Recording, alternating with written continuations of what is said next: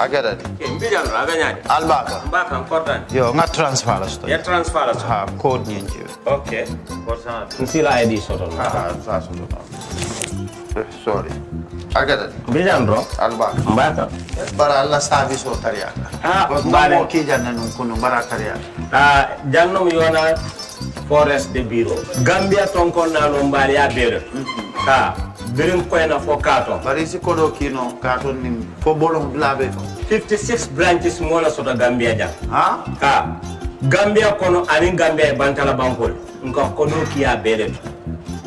Kodo sifa fo falindiro fo nyaadi lafta memmen na kodi to poto nin kodi maraw. Jannam number 1 di nyonta. Andum fana nata anoda enterprise sotale. Wolam nyindi ko domorol fana kol fana be firale de dadi mani domorol ni fana beteat. Gambia dawda yalo ngam fa kendol sotale je. Wo moy o diat ha. Afelenta ni wo ka ni lafta nyelen kendol e bina. Yalo bukani la ko la baraka ba. Yalo ndel chosano lo. Abaraka.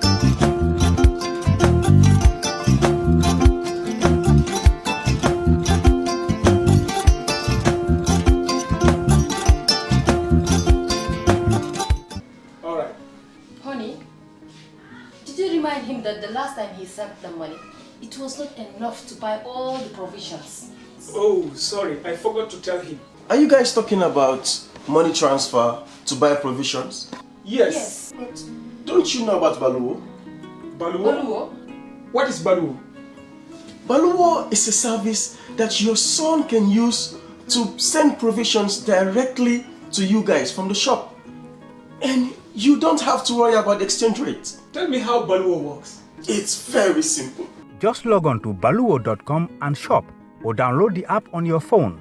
You can shop on the website or using the app to buy online basic products for your family and friends.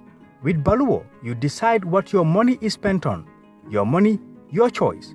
Buy online products for your family and friends in the Gambia, Senegal, Nigeria or Mali. Baluwo, better than sending money. For the first time in the history of the Gambia Printing Publishing Corporation proudly introduces the Biliomatic exercise book printing machine. The machine has the capacity to print more than 20,000 books per hour. Yes, 20,000 books per hour. It also prints magazines, newspapers, calendars, flyers, normal books and all kinds of printed documents plus items at affordable prices. With the Biliomatic printing machine, GPPC can now render high-quality and non-size restricted printing service supply across the sub-region. Rush now and partner with GPPC for all your public and private printing service needs. Print with us today and you'd be offered highly professional, reliable and efficient service delivery by our team of experts. The Gambia Printing and Publishing Corporation is here to meet all demands and is reliable at all times. For more info, contact us on 437-4493 or 437-4402. GPPC is Gambian and it's yours.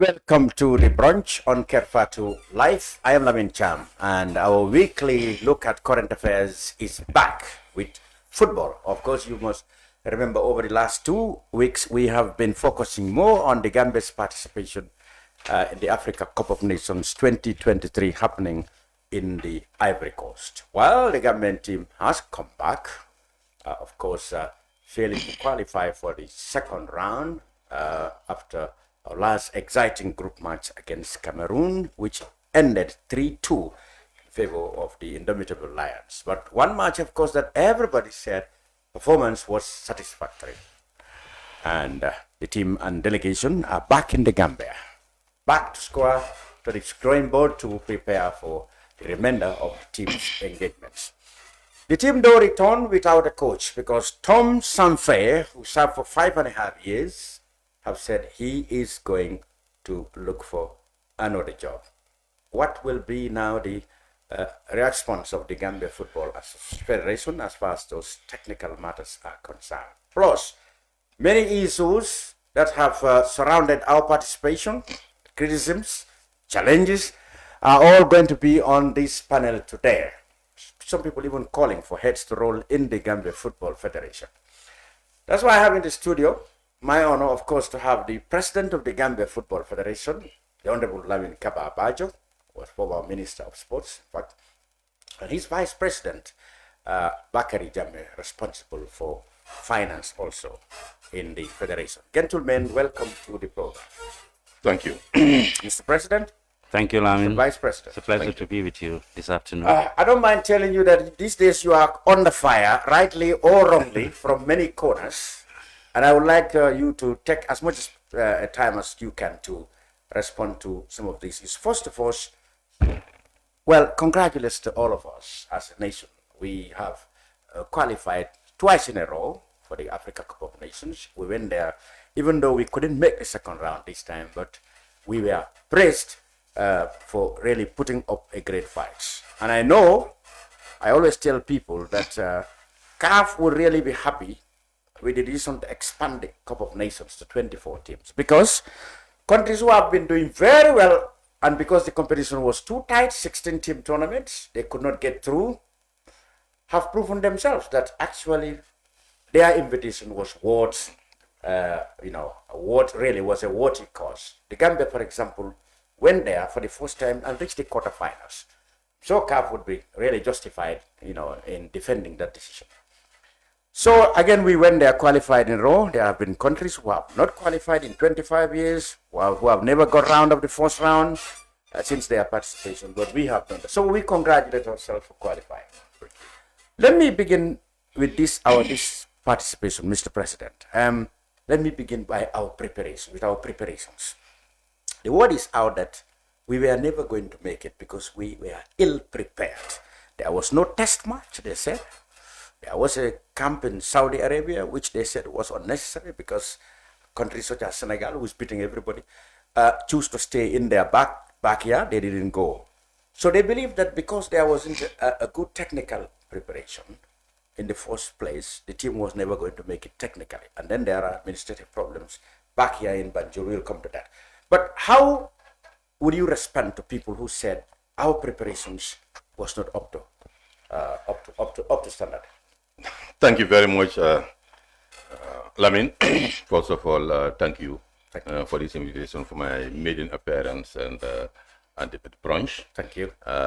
Want to congratulate you and then the Kerfatu group for the efforts, the laudable efforts and achievements you are making in the media.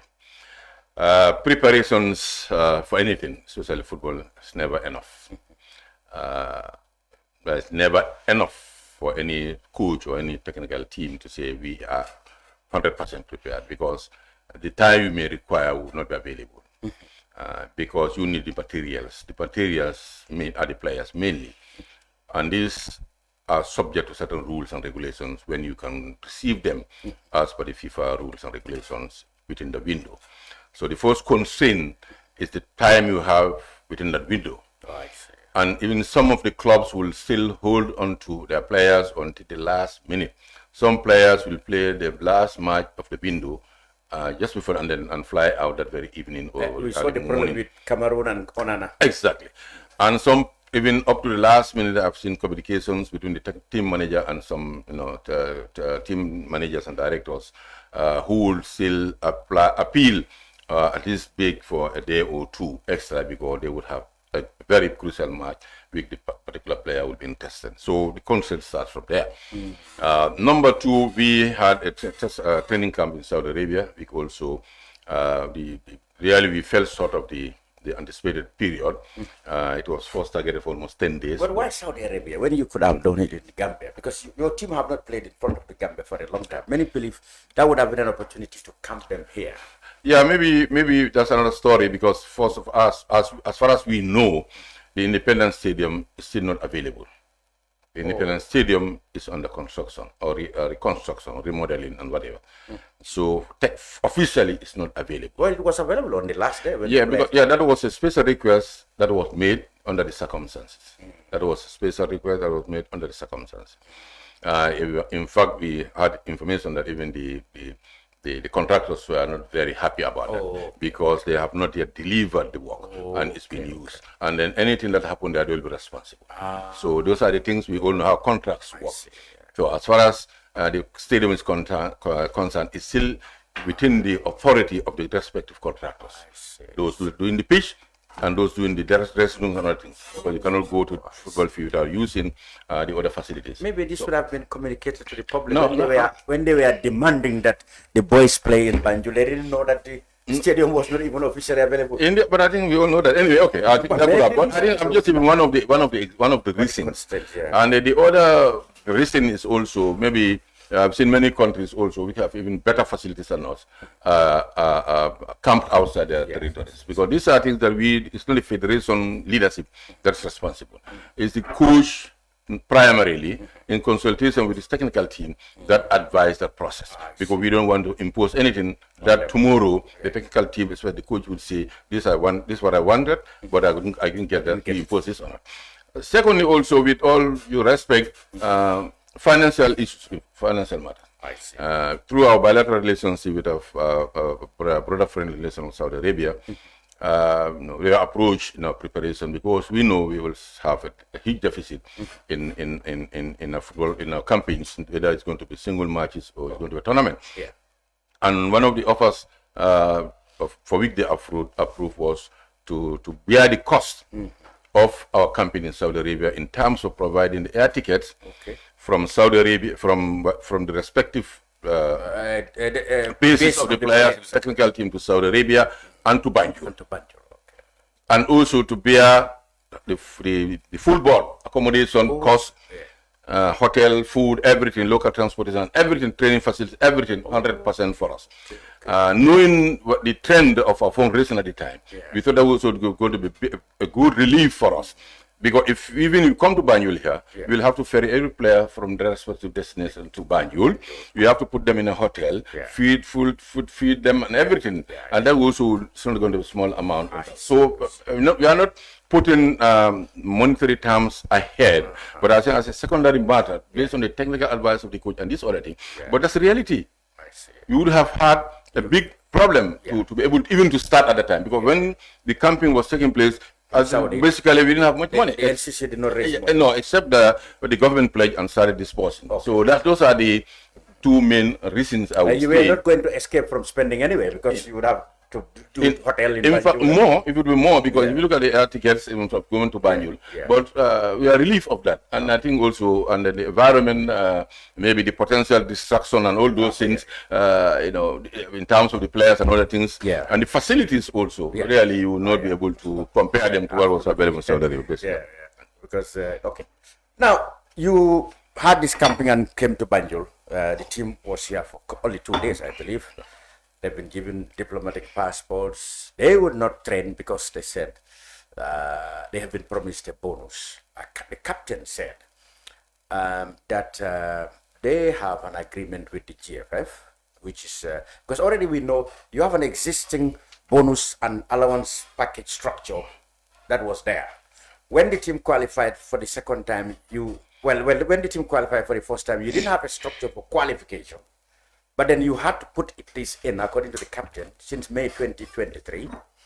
But when they qualified in September, up to the time of their coming maybe to Saudi Arabia, nothing has been heard of it. We heard that the issue was raised in Saudi Arabia, etc. But what is your response to this bonus round? I mean, the issue is people want to know. The ministry said they were not aware. You did not put it in your budgets. Whereas the captain and some of your staff said, no, that might not be the case. The case was known to the ministry all along. People want to know whose fault was that. The players demanded and even disrespected the spectators by saying that they wouldn't go. They even threatened they wouldn't go to the AFCON if their bonuses were not paid. People are blaming GFF or the ministry or both of you for this case. What exactly happened? Thank you. Really, I think this one subject that really I feel very happy to deal with because there are a lot of misunderstanding, misconception, and sometimes misinformation about. I'm personally involved in it from the onset. Okay. Let me start from after our return from the last AFCON, before the qualifiers of this current one started.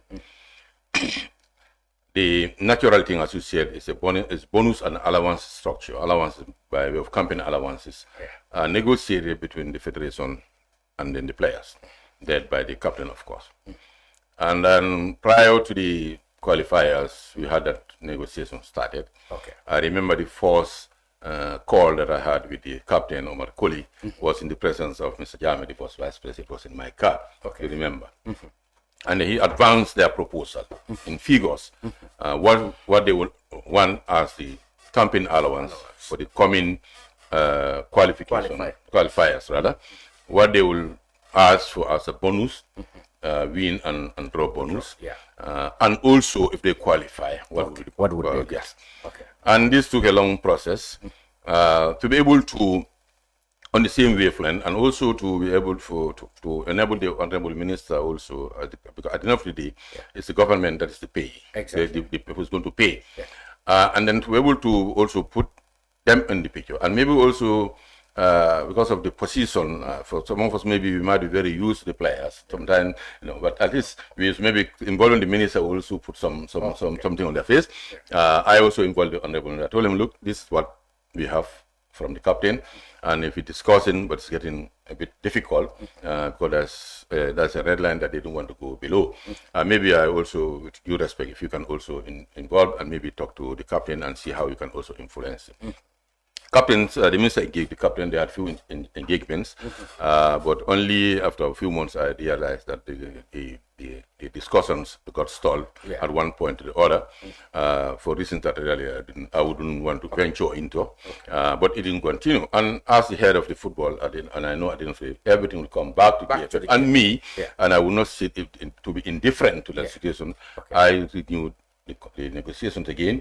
I approached the captain, and then we made so many communications back and forth, sometimes directly, sometimes through the team manager. The last one we held was in June. I think it was when we played Mali in Casablanca. Yes. That was in June, I suppose. And we had it face-to-face now. The captain, Omar Koli, and the vice captain, Bubasane, myself, the second vice, Bufai, and the team manager. Okay. It took us nearly almost more than an hour or 1.5 hours to discuss until, where we can stop, where he said this is the minimum we could. Okay. I said, okay, now I'll also forward this to the government. I don't know if this government does pay. And since your negotiation with the minister could not proceed due to maybe some personal and technical unavailability here, you could not catch each other here and there. So when we came down, we put that in black and white. We wrote a letter from the Gambia Football Federation, sent it to the National Sports Council. That is which technical arm of the ministry. This was sent, and everything, campaign allowance for this coming qualifier, bonus structure, win and draw, and also qualification bonus for this particular thing. And that was sent. After several months or so, we didn't receive a reply, or weeks, I would say. But when we resumed the qualifiers, we prepared the budget according to that. And the budgets are sent to the Sports Council, or to the government, to the Sports Council. And naturally, they have seen the variation, of course, from the previous one to the current one. And no question was raised, even though, as you know, we come to that later. For many reasons, the funds always provided for national team campaigns and never 100% funded by government. There's always this deficit. Yes. We put our heads together at level of federation. We come in and complement either by way of what we have or going for an overdraft here and there. Okay. So when that happened, it was no question. We didn't have a formal reply, but it was in the budget. We always have budget consultations for that. That was done. We started implementing them. And then when we got to we qualified from that famous game in Marrakesh. the captain himself, in my presence, when he was requesting with the passport, diplomatic passport, that was even before when we were told that actually the president was going to call. I said, okay, if the president this time, I think we just ask for diplomatic passport. We don't ask for money because money last I brought some problems. This is what Omar Koli said. I said, fine. Now he said also that he couldn't ask for money because he knew there's an arrangement for bonus. So it wasn't going to for him to ask the president directly for money. Anyway, that's his interpretation. That's interpretation. I don't want to comment. But that's it's now left the audience to add one and judge. I think I don't have to go to that confrontation with him in terms of the interpretation of the issue. But it's what he said. And then when the call came in, I was there. The second vice before I was there, and the coach were there. After the president called and congratulated and encouraged us, he said, Mr. President, this time we are not asking for any money for qualification. We need diplomatic passport. So the captain did say that we're not asking for any money. We're just asking for diplomatic passport. For the qualification, for qualifying. His Excellency the President replied, consider it done. Be all excited. And then I'm sure, I have no doubt, this is what the President's perception of the matter is. And I'm sure this is what has been relayed to the government. And I also gave a feedback to the minister. Then we started the process. Along the line, and he approached one time, captain contacted me asking about the qualification bonus. I said, look, hey, I think that's not an issue. He said, yes, what the boys are asking. I said, but the boys are, but you have to tell them what you said. He said, no, I don't think, because really I didn't discuss it with them at the time, but, I think really they will need it. I said, but the problem now is, you've informed the president. Naturally, the president would have informed cabinet or government about it. But the mere fact you made that commitment, without any proviso, you don't make any condition, for the explanation, we will take it on. And then, based on that statement, because we prepared the budget, the GFA prepared the budget, the technical preparation, everything, and the allowances. Because of that, we did not put it in the budget. Yes, so because I didn't. The captain did tell the president that this time what we require is passports and not money. So accordingly, there was no provision for bonuses because he didn't actually waive that. Of course, naturally, because so you did not put that also in the budget. Then I maybe so the ministry was right when they said it was not in the GFA budget. No, it wasn't. It was not there. It was not there because based on that, that's my understanding. That's everybody's understanding. We'll come to that later. Because if I put that in the budget and then somebody said, "Oh, they want to steal," because it will be there.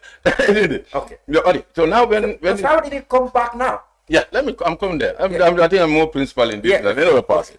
So when that happened now, when you raise it, you had this. I said, look, go back to them. As a leader, sometimes you have to take certain decisions. Tell them, okay, I took this decision on your behalf. Maybe you don't like it, but that's how I think you have to say. But it was difficult for him. Then after back and forth a few times, I personally made an approach the Honorable Minister. I called him, I told him that I want to see you maybe at your earliest convenience tomorrow. Then we agreed the next morning, I went to him and I told him this matter is coming up. That was before the Saudi campaign. So all of us, our worry was whether the threat will be executed before the campaign. But what I was able to get from them to the captain was that it was not a condition for the campaign, but it will be a condition for the AFCON program. Yes. So when I told the minister, I said, okay, we all agree. Okay, since it's not a he told me that, but this is situation. I said, yes, this is how we all understand it. But I told him now, really, I've done my best out of it. And now this threat is on the table. But happily, we have time, at least up to the campaign. I said, okay. But then what we can do, so it's not in the budget. It's very difficult for us to go back again. Because this budget that we share with government, finance, peg their allocation based on many other things. But we can see, when we get into the tournament, we may be able to make savings from here and there and see what could be done. So that I said, okay, then if that, I think that's the only solution. We agreed that at that point, we could not be able to do anything. If we can convince them to go ahead, when the tournament starts, then the matter could be looked into, and in principle, it will be taken care of for sure, but not immediately before at the time, because the amount of money that came in was really not enough. That was what we agreed on. And then myself and the minister. Then the campaign started, and it came up there. When it came up there, the issue was raised in Saudi Arabia. among other things. But this time you have representatives from the ministry. Yes, the deputy is the director for planning and programs, Mr. Jao, was there. One night he contacted me, himself and my vice president, Ibu. They said the boys are making some demands, among which is the qualification bonus. But I said, okay, fine. For me, I've done my, I've gone to, I don't have any authority over it now. Now, because it's the Honorable Minister who has the final decision. He's the head of the NCC and as also the representative of government in terms of the government funding of the. So maybe, and he has a representative there. May let Sute talk to the minister and put him in the picture of the whole thing. And that happened within those few days. You know, and then according to Sute side, he spoke to the minister, according to those on the grounds, including some of the players themselves. That he said he has spoken to the minister. Minister said, okay, they will consider it from 50 to 75% of what was required could be sorted out. So when they came here, after the ceremony at State House with His Excellency, the Vice President, and then the players really, that's how they do it. Where they go and set the place here and there. We are all there. I was sitting down there. So I said, I drove with the General Secretary. I told him, okay, let's hang around. Maybe we can even live with the players. Then the secretary said. So while there, after lunch, the players, I never knew it was later. I knew that they had a meeting on it. And then they came back to the restaurant and called me and the General Secretary. And the captain informed me that for the issue of the position is that if the qualification bonus is not paid, we are not going to that training session. Neither would we go for to be on the I asked, I do think that's the right thing to do. It's just a very, I said, no, but that's what we decide. And then really we are not going. Then boys, you can go, anybody can go where you want to. And that's how they disperse on us. Yes. Then I was uncomfortable. I was giving them time to be able to at least call the captain again, maybe one-to-one. To at least to further engage him on the issue, and then I sat in the lobby for a while, and then one of the senior players, Toldo, came. I told him somebody said maybe he's in his room. I said okay, call him. But if even before that team manager was with me, I told the team manager call captain so that you can have myself, himself, and the GS can have a discussion on this. At least, not for anything, but at least for that training session that really public are really looking for. And then. After a few calls, according to Timan, he said he was coming, but he never turned up, only like 30 minutes or so. The well-to-do came and asked him, I said, okay, can you check with him? They even went to the reception, but the claim was that the hotels, the phones in the rooms were not working. So I asked Toldo, go and send somebody for him. He came back and said they called him. And they tried in the room, but it was no answer. Then after a while, Toldo suggested, now, why can't we go? There are still some players assembled there, group somewhere. Can we go and talk to those people? So that was nearing Maghrib. When before they all assembled, I just had the opportunity to do my Maghrib You prayers. had to persuade them to come. Yes. So I went back to them with the General Secretary, and then we went to. Before that, I spoke to I call Ibu5. The Ibu5 even passed what's happening there. Ibu5 passed the phone to the coach. He said the coach. I spoke to the coach. He told me, in fact, he had spoken to the captain that else, even if you do not train, come. This stadium is full. Even waving at them. And he said, okay, we'll look at that. But he was expecting. The coach himself said he was expecting them. It happened. Just to cut it short, we went back, and then before we started the meeting, they said, go and look for the captain. Fortunately, captain came rather, and then myself and Gears virtually on our knees, and even before the meeting started. The GS also was on the phone with the minister to have an idea of how much they can put on the table for negotiation. Then the minister came up with a figure of 13 million, and then GS told me, I said, okay, can you try again? At least maybe 20 or so. Then GS went back. At the end he was negotiating for 15 million. But the minister also, according to him, based on what is available, and we are going for the tournament, we haven't even raised more than half of the budget, and then that could be a constraint on the budget. So 15 million, 13 was there. So when we announced that to them, they said, okay, they were let's give them 5 minutes, they will consult. They will have a meeting at the same place. But before that, I also made this plea. I said, please, if not for anything, at least for the fans, record. Go there and wave at them. Said, well, no, the boys, most of we cannot even do that now. It's late. Only most of the people are gone home. We can't even have a team. I think, but at least those of you are able to do. But anyway, then myself and GF understanding situation said we'll make effort to pay the whole amount, and this is how it started. Yes. So the president intervened. He was in Nouakchott. Yeah. When he knew the situation, he intervened. Okay, what happened to the plane? Because people are saying that the aircraft was an old one. Not airworthy. The boys refused to board it after this experience. I understand there was a similar one brought in, but the boys would not fly with it. So who was responsible for hiring the plane in the first place? Because, okay, people said, well, one might not be responsible for the state of the plane because obviously it's the airline that provided. That's out of your control, you, the NCC. Yeah. And in any case, you as part of the NCC and the minister, we are all on the same flight. Yeah. So I don't think you would have put people, including yourself, on a flight that... Yeah, the minister was not there actually. Oh, was not on that? No, not that. Oh. But he was supposed to be there, but he had some other engagements. He deferred his departure to the next day. Okay. Let me do that quick. That's another long story. That eventually took... I'll tell you everything, how it was even hired. Okay. First of all, the National Coordinating Committee is composed of different subcommittees. Including GFF. We have the GFF is there, the ministry is there, we have some private individuals there. And the Minister of Sport. It's headed by the minister as the chairman and the vice chairman, my humble self. Okay. We have the finance committee, we have the fundraising and the publicity committee, and we also have the technical side and the logistics. So how was aircraft contracted? The initiative comes from the logistics committee.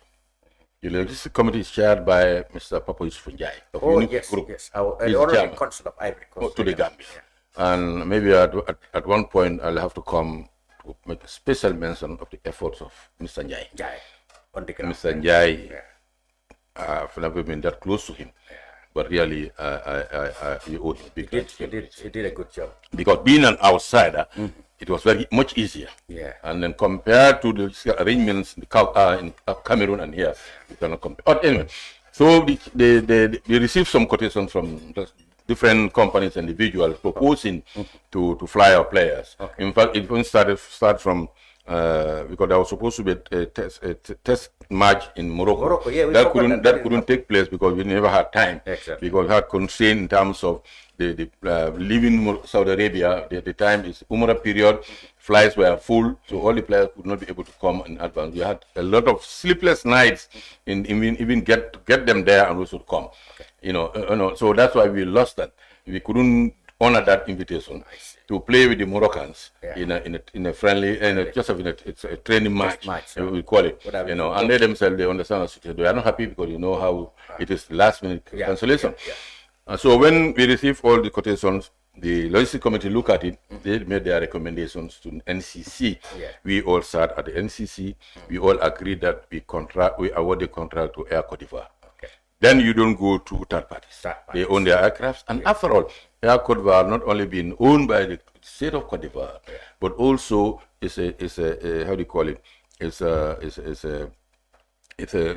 transportation partner. It's the official carrier for the AFCON. So that makes it even much easier. You know that if there are any issues, it will be easily handled because the car will have to come in. So it's based on that, and also the cost involved also is far cheaper than any of these other brokers. But it has been scrutinized. Contract was shared, which was in the page of the NCC. Every member of that committee had access to that contract. We all look at it, whether you commented or not, or whether you read it or not. Everyone had access to it. Okay. It was finalized after some back and forth, and depending on the circumstances. And the Minister of Justice looked at the contract. They advised. In fact, that brought about a little bit of delay, when he had to go for legal advice. Okay. So it happened, he signed, payments were made. So now the problem there is the Yamoussoukro, being a smaller airport, had a limited tonnage of airlines that would land there, that's allowed.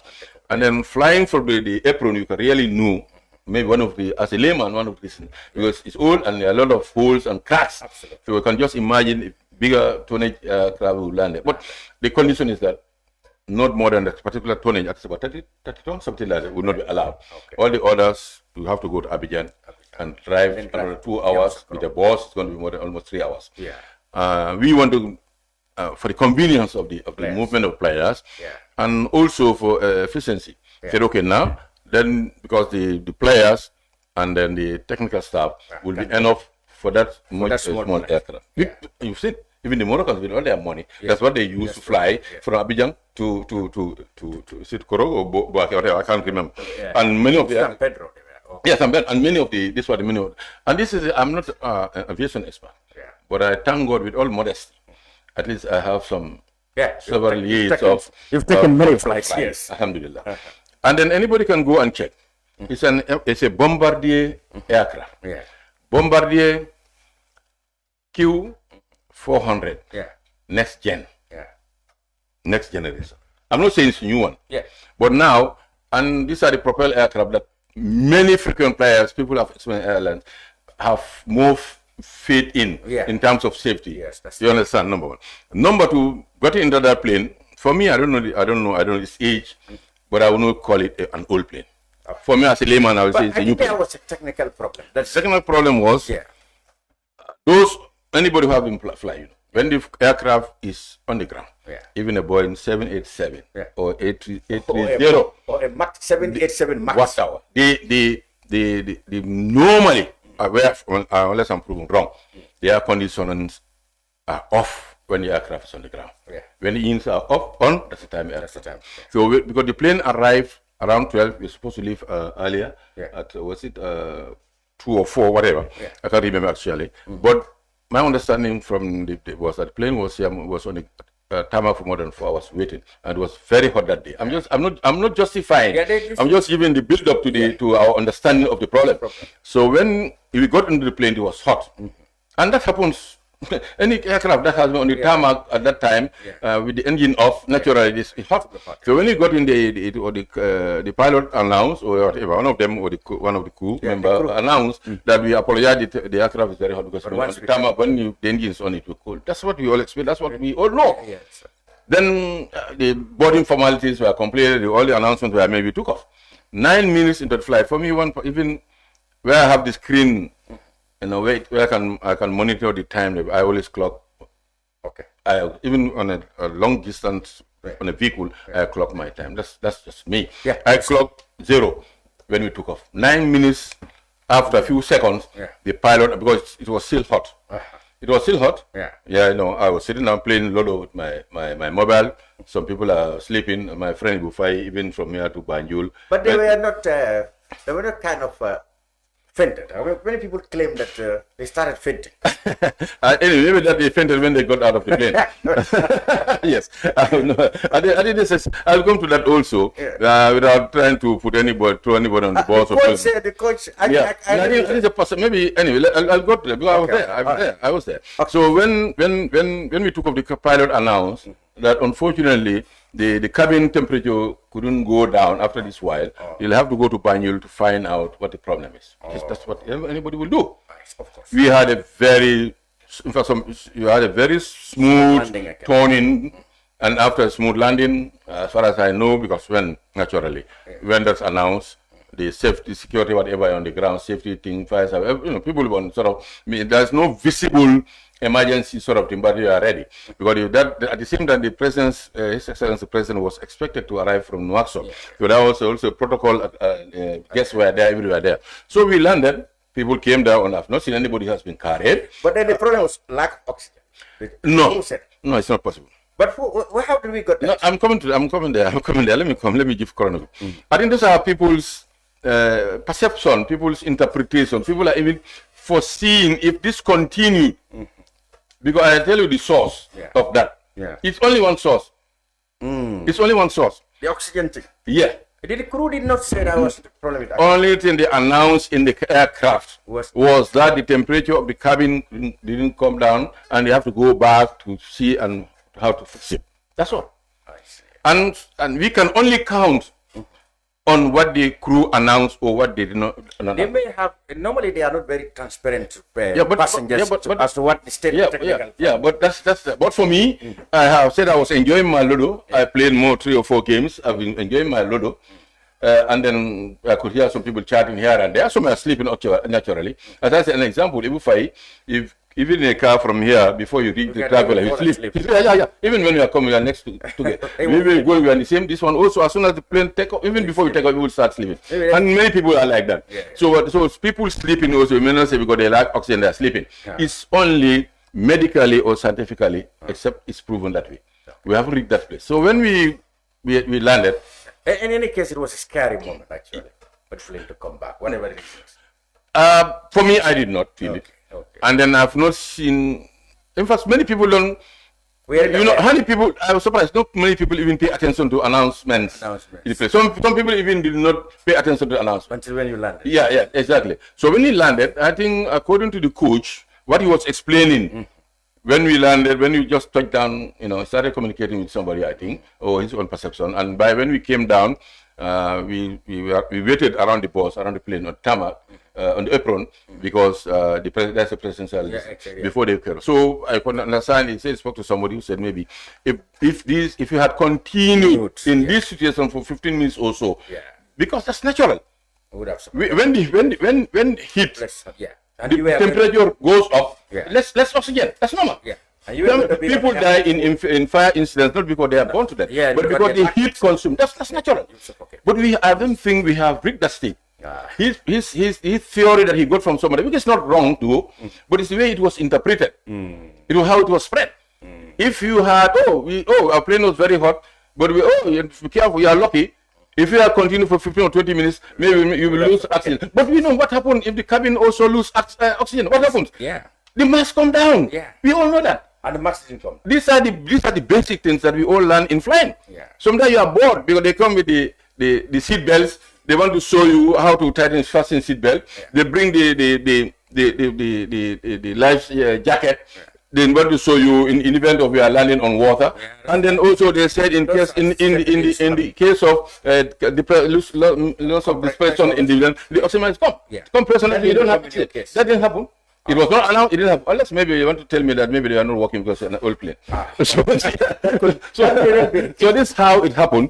As I said, it was out of discussions, and maybe when the coach also made the interview, he was just referring to that, but that was not the reality. It could be a possibility because I know that could be a possibility because I'm somebody who perspires a lot. I had a set of tissue papers. I tried to wipe but it was not. I couldn't even lean. I was just like this. If you know me, you know how I transpire a lot. But so I mean, in any case, it was a good idea that the pilot returned, and then so it became a big pro. The plane was not. Finally, of course, and another plane came. We got information that they're going to send a similar size aircraft to take us, which they did, because we should land in Yamoussoukro. The bigger plane cannot go to Yamoussoukro. That came. I'm not sure. I didn't see it. I didn't see it. But the fact that they want us to go back on the same flight is wrong. That's not true. Wherever it comes, so it wasn't true. They want the same plane to take us back. That's not true. But a similar plane didn't come. You're not aware of it? I'm not aware of it. I didn't monitor. It could happen, but I didn't aware. But what I know also, because of what the trauma, the aftermath, because nothing happened there. It was when the thing had been interpreted, then people started being scared. So saying going back on the same plane, I don't think that's a good idea. Then I understand, again, through the intervention of the government, His Excellency the President, the Minister of Foreign Affairs, the Ivorian President himself had to give instruction for them to waive, to allow a bigger plane to land in Yamoussoukro by way of A31 or A320. And they changed it because there was always going to be a second flight for the media and other passengers. Yes, that was already done. That was a bigger plane, but that would have landed in Abidjan. And then everybody, but because of this, we had a blanket waiver. So that's why that other plane had to land in Yamoussoukro instead of Abidjan to save them of the 2.5 floors. And so you can see what that place in this guy. So when that also through government intervention, because I understand the same thing happened. They didn't have an incident, but then there were requests by some of our countries like Senegal and Guinea, who were actually coming in with a bigger plane, and they had a waiver. So they said what they did for them, they will do it for us also for both aircrafts on arrival and also our departure. We got still a big up. So we end up going in a 8 Good. Well, so if you finally left, of course, the technical things that happened, you may not be directly responsible for that. We lost to Senegal. Yeah. We lost narrowly to Guinea, and then narrowly again to Cameroon. So overall, those are technical matters. Yeah. But we lost also our coach.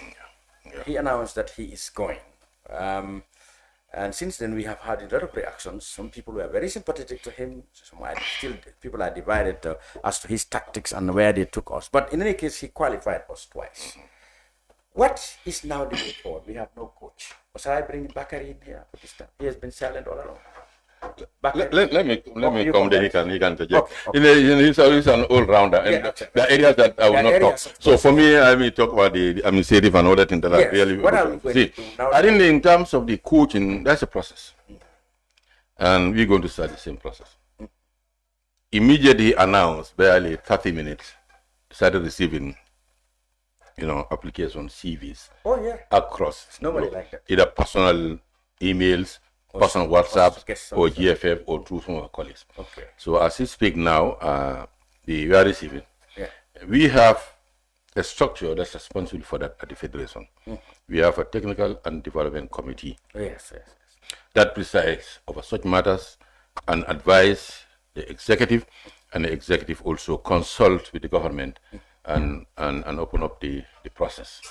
So now, what I got from the chairman of that committee is that they'll be working on the TOR, sort of an advert, naturally notwithstanding the amount of application we have, but we will have to formally advertise, giving out the criteria for a national team head coach for Gambia, for he or she who might be suitable for Mauritania might not be suitable for Gambia. Somebody who might be suitable for Estonia might not be suitable for Gambia. Okay. So we look at our context and then do consultation and advise accordingly. So that the process, I'm told, has even started. How long will this take? Because we have the World Cup qualifier. Yeah. And in fact, if anybody is in a haze, we are more in a haze than it.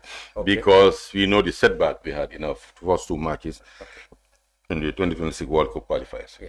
So we need more time in terms of preparations than anybody. So any day that it's into this, will be against us. But we also have to ensure that the process is done properly with everything. So that's when I haven't heard from him, but I'm sure they are working on that as soon as possible. Advert will be out. They will converge and they look at all the applications, make their recommendation, shortlisting, recommendation point. And when it comes to the executive, look at it and also consult. We can consult, we can make a recommendation to the government and work it like what happened the last time. So government pays the coach as well? In fact, not only that the government pays the coach, I think we should put this into the right context. That is that the GFF is guiding the process from a technical, but the real owner of the process is the government of the Gambia through the Ministry of Youth and Sport, because they are the one that will hire the coach for the senior national team. Like what they are the one that are actually employed Thompson Fay. National teams are the responsibility of government, and I think that is clear. And sometimes people tend to forget that, even though certainly as the governing body responsible for football in the country, we stepped in, particularly what has been happening since the last 5.5 years. The storm is here. We are the ones that have been paying the coach. So it was in total. He was never been paid by the Ministry of Sports. At no time. It was only the GFF that was paid. Along with technical team. Yes, I mean certainly the local coaching staffs are employed by the National Sports Council, but still again paid by the GFF. So all along the coach and technical salaries have been paid by the GFF? Certainly. And I'm sure he will give me the opportunity. Why did that happen? For us to talk the financing of we are coming. Yes, in that case, I will really want to delve significantly in that. Mr. President. I just want to just make, how do you call it, rewind, the cassettes. Because when you say national teams, often we forget about the other categories. Yes, the under 20. The under 20 male and female. The under 23 male and female. Yes. The under 17 male and female. And the national women. And the football, and then the school football. And the school where football, they the go and boys. represent the country. Yes. But we don't talk about that often, because those are 100% being handled by the Gambia Football Federation.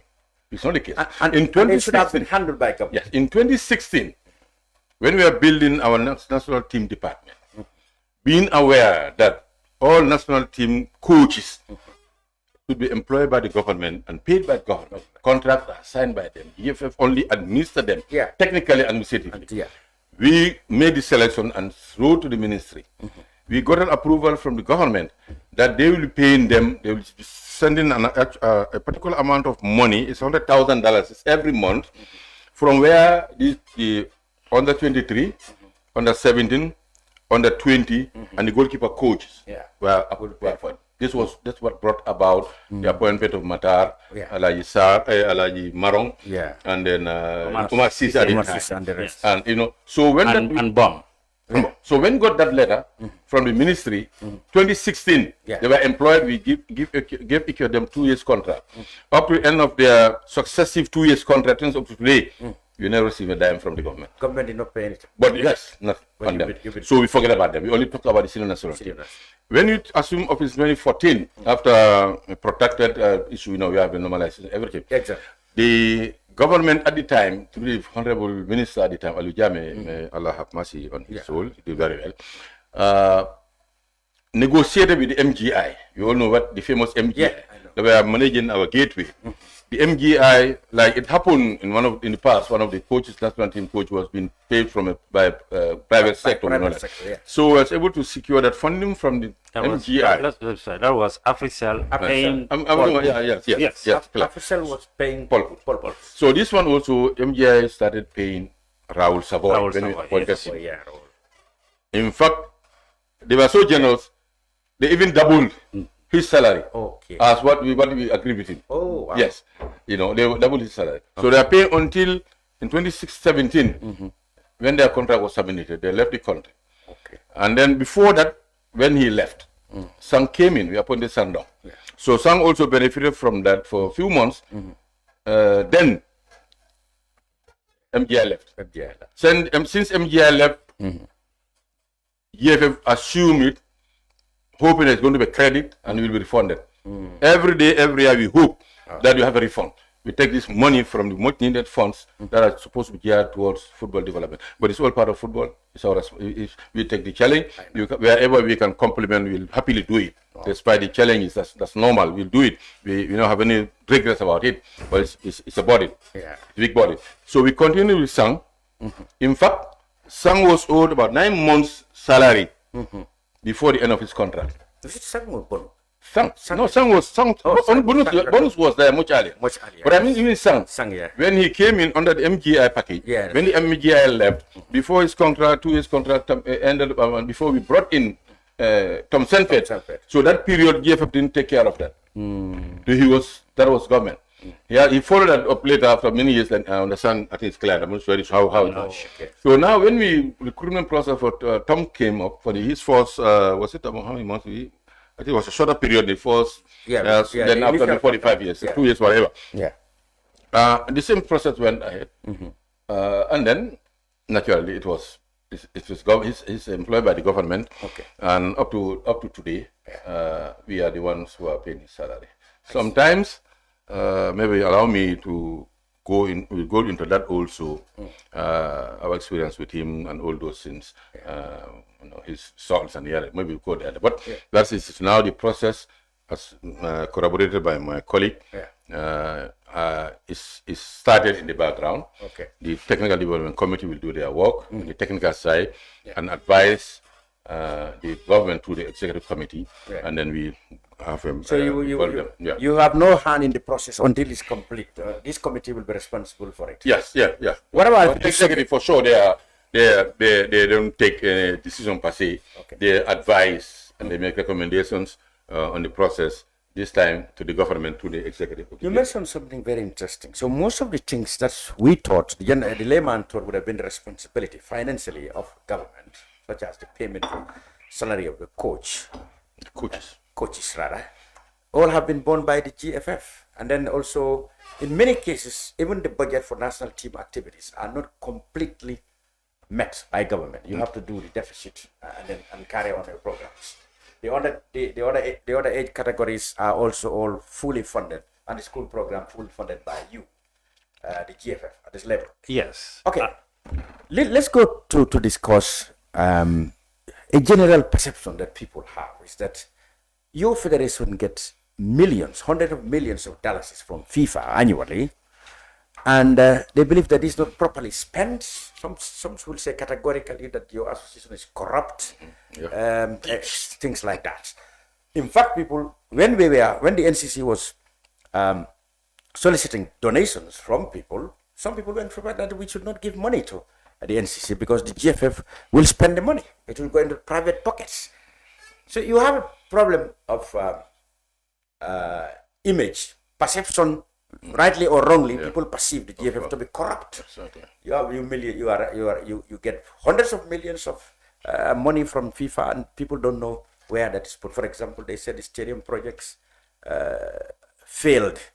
So you have a problem now. They said that your institution is not trustworthy. How would you respond to such allegations? Because they are good. Sometimes I see that even areas where the government people should normally blame the Ministry of Sport, for example, stadium, they think it's a GFF who mismanaged the money and did not build the stadium. How do you Thank you, Lamin. Perhaps I've been a little bit quiet. Yes. Because certainly the moment of the day is the AFCON, is the conclusion of the AFCON, and which you and I didn't go.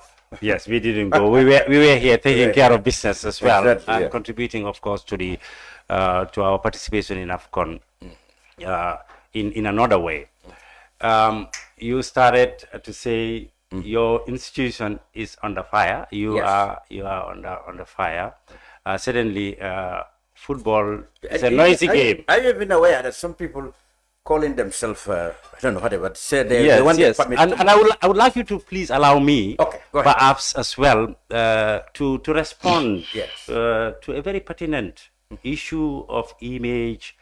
The public, which also goes down to who are we, the Gambia Football Federation, because certainly that is not the perception of the primary stakeholders of the GFF, who are the clubs and the regional football associations with their respective clubs and the allied associations with their respective members, because year in, year out, we have consultations. The last statutory one that we did was in December. It was at the AGM, in which we apply our constitution and we come out with praises. The Gambian, we are Gambians and part of the general public as well, and we are very cognizant of the thinking of some of us. Certainly, football has advanced significantly in this country. Yes. I, sitting here, have been a football administrator directly for 36 years. From 1986, when I was Secretary General of Real de Banjul, the leading club in the Gambia. But say, if you allow me, at the time, Walidan was. I will not agree. Yeah, but today, Yeah. even at the last AFCON, 8 players that were representing Gambia passed through Real, and through a number of efforts skiing them Real, they became professionals so that they could be able to represent their country. Yeah, that's a fact. I here for 36 years have been one of the leading investors.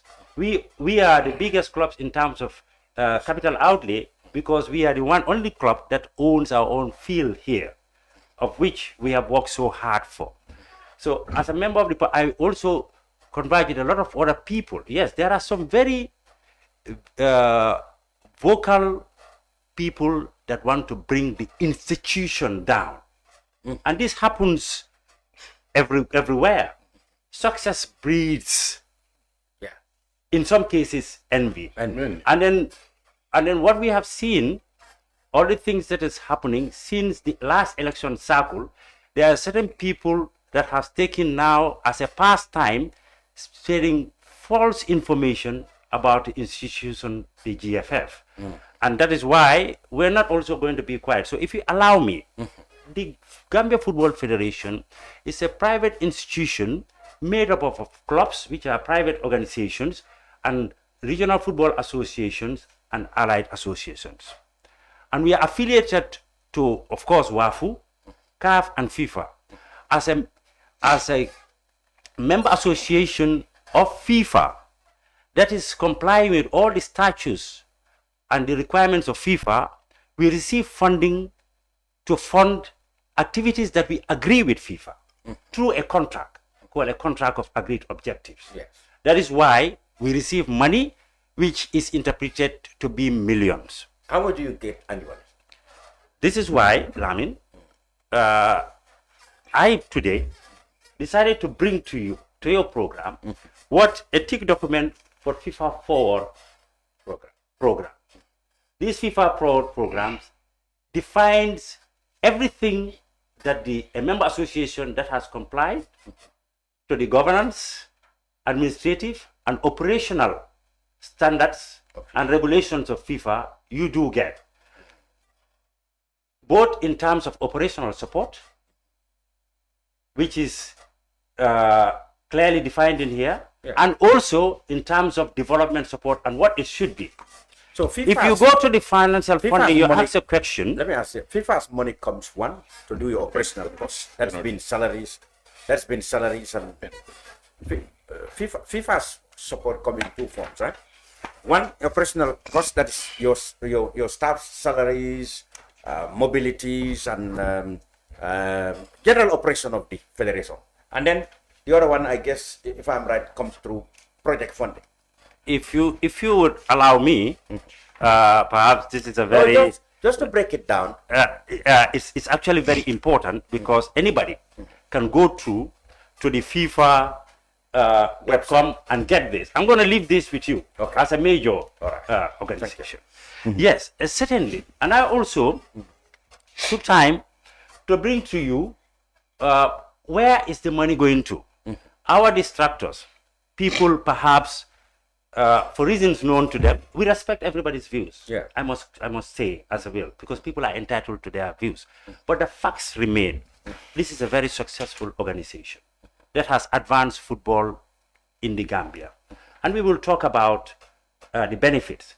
For example, we today can say as the organization is the biggest producer of expatriate Gambians. Yeah, in terms of professional players. In terms of professional players, since we came back from the World Cup, the Under-20, nearly 40 young Gambian men and women have signed for professional contracts in many other countries. I will provide you also a list of them for your subsequent program. But our support is to fund our administrative costs. We have a staff complement of 65 Gambians that are working throughout the length and breadth of this country. Certainly, they are paid salaries and wages, and they have social security, medical, and transport like any water worker should be. We also have an administrative cost to manage our activities, both in terms of the leagues, in terms of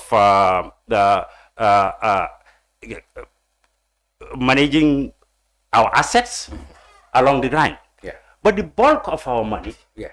should be spent in two aspects. Yes. To organize football in this country and to develop football. Yes. And we are developing football. We are developing football because the ultimate aim of every footballer is supposed to be a professional. Yeah.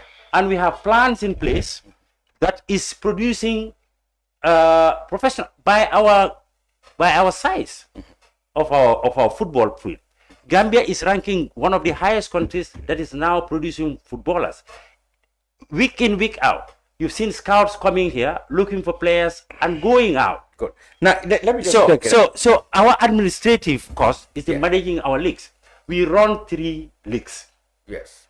The first division No, on both genders. Okay. Second division and third division. Okay. For example, do the maths. There are 16 teams in the first division, and they play each other. Every team of the 16 play 15 matches in the first round, and they said that 30 by 15. That gives you 480, isn't it? Or close to that, whatever. So there are thousands of matches, and these matches are actually being managed by people that are paid. The referee's indemnity alone for the last cost us an averagely about $3 million. Yeah, okay, before you come Not there, talking about the national teams. how much do you get from FIFA annually? Because people want to know.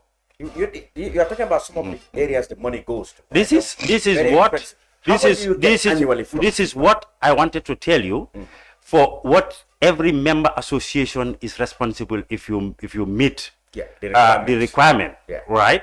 You will get $3 million. $3 million annually. That's for operation and whatever project. For operational cost. Only. That's it. $3 million. $3 million per annum. That's nearly $160 million or $140 million. Exactly. Annually. Exactly. That's for your operations. For operations. That's your salary, your vehicles, travel, and stuff like that. Exactly. What goes for project annually then? $2.5 million for 4 years, a cycle of 4 years. Yes, because to fund football development projects. World Cup happens every 4 years, and that's where the funds are. So $2.5 million for 4 years. In 2 years, in Gambia today, 100 million is about 70 million. So you get $300 million close to for every 4 years, and it is in these 4 years that you need to spend this 300 million according to how you meet the requirements of FIFA. Yes. So in we could say safely that in 4 years, if you put your yearly operational of about 160 million, you're talking about between 500 to 600 million dollars every 4 years you get that. And exactly that's what we spent. $616 million, so of which 100 million, yeah, which is 15% of our total expenditure, yeah, goes to our administrative cost. So you spend 660 million every 4 years. For the last 3 years, yeah, I have given you, yeah, for transparency, and this is coming from not an audited accounts, yeah, that are presented and approved by our General Assembly, yeah, every month. Good.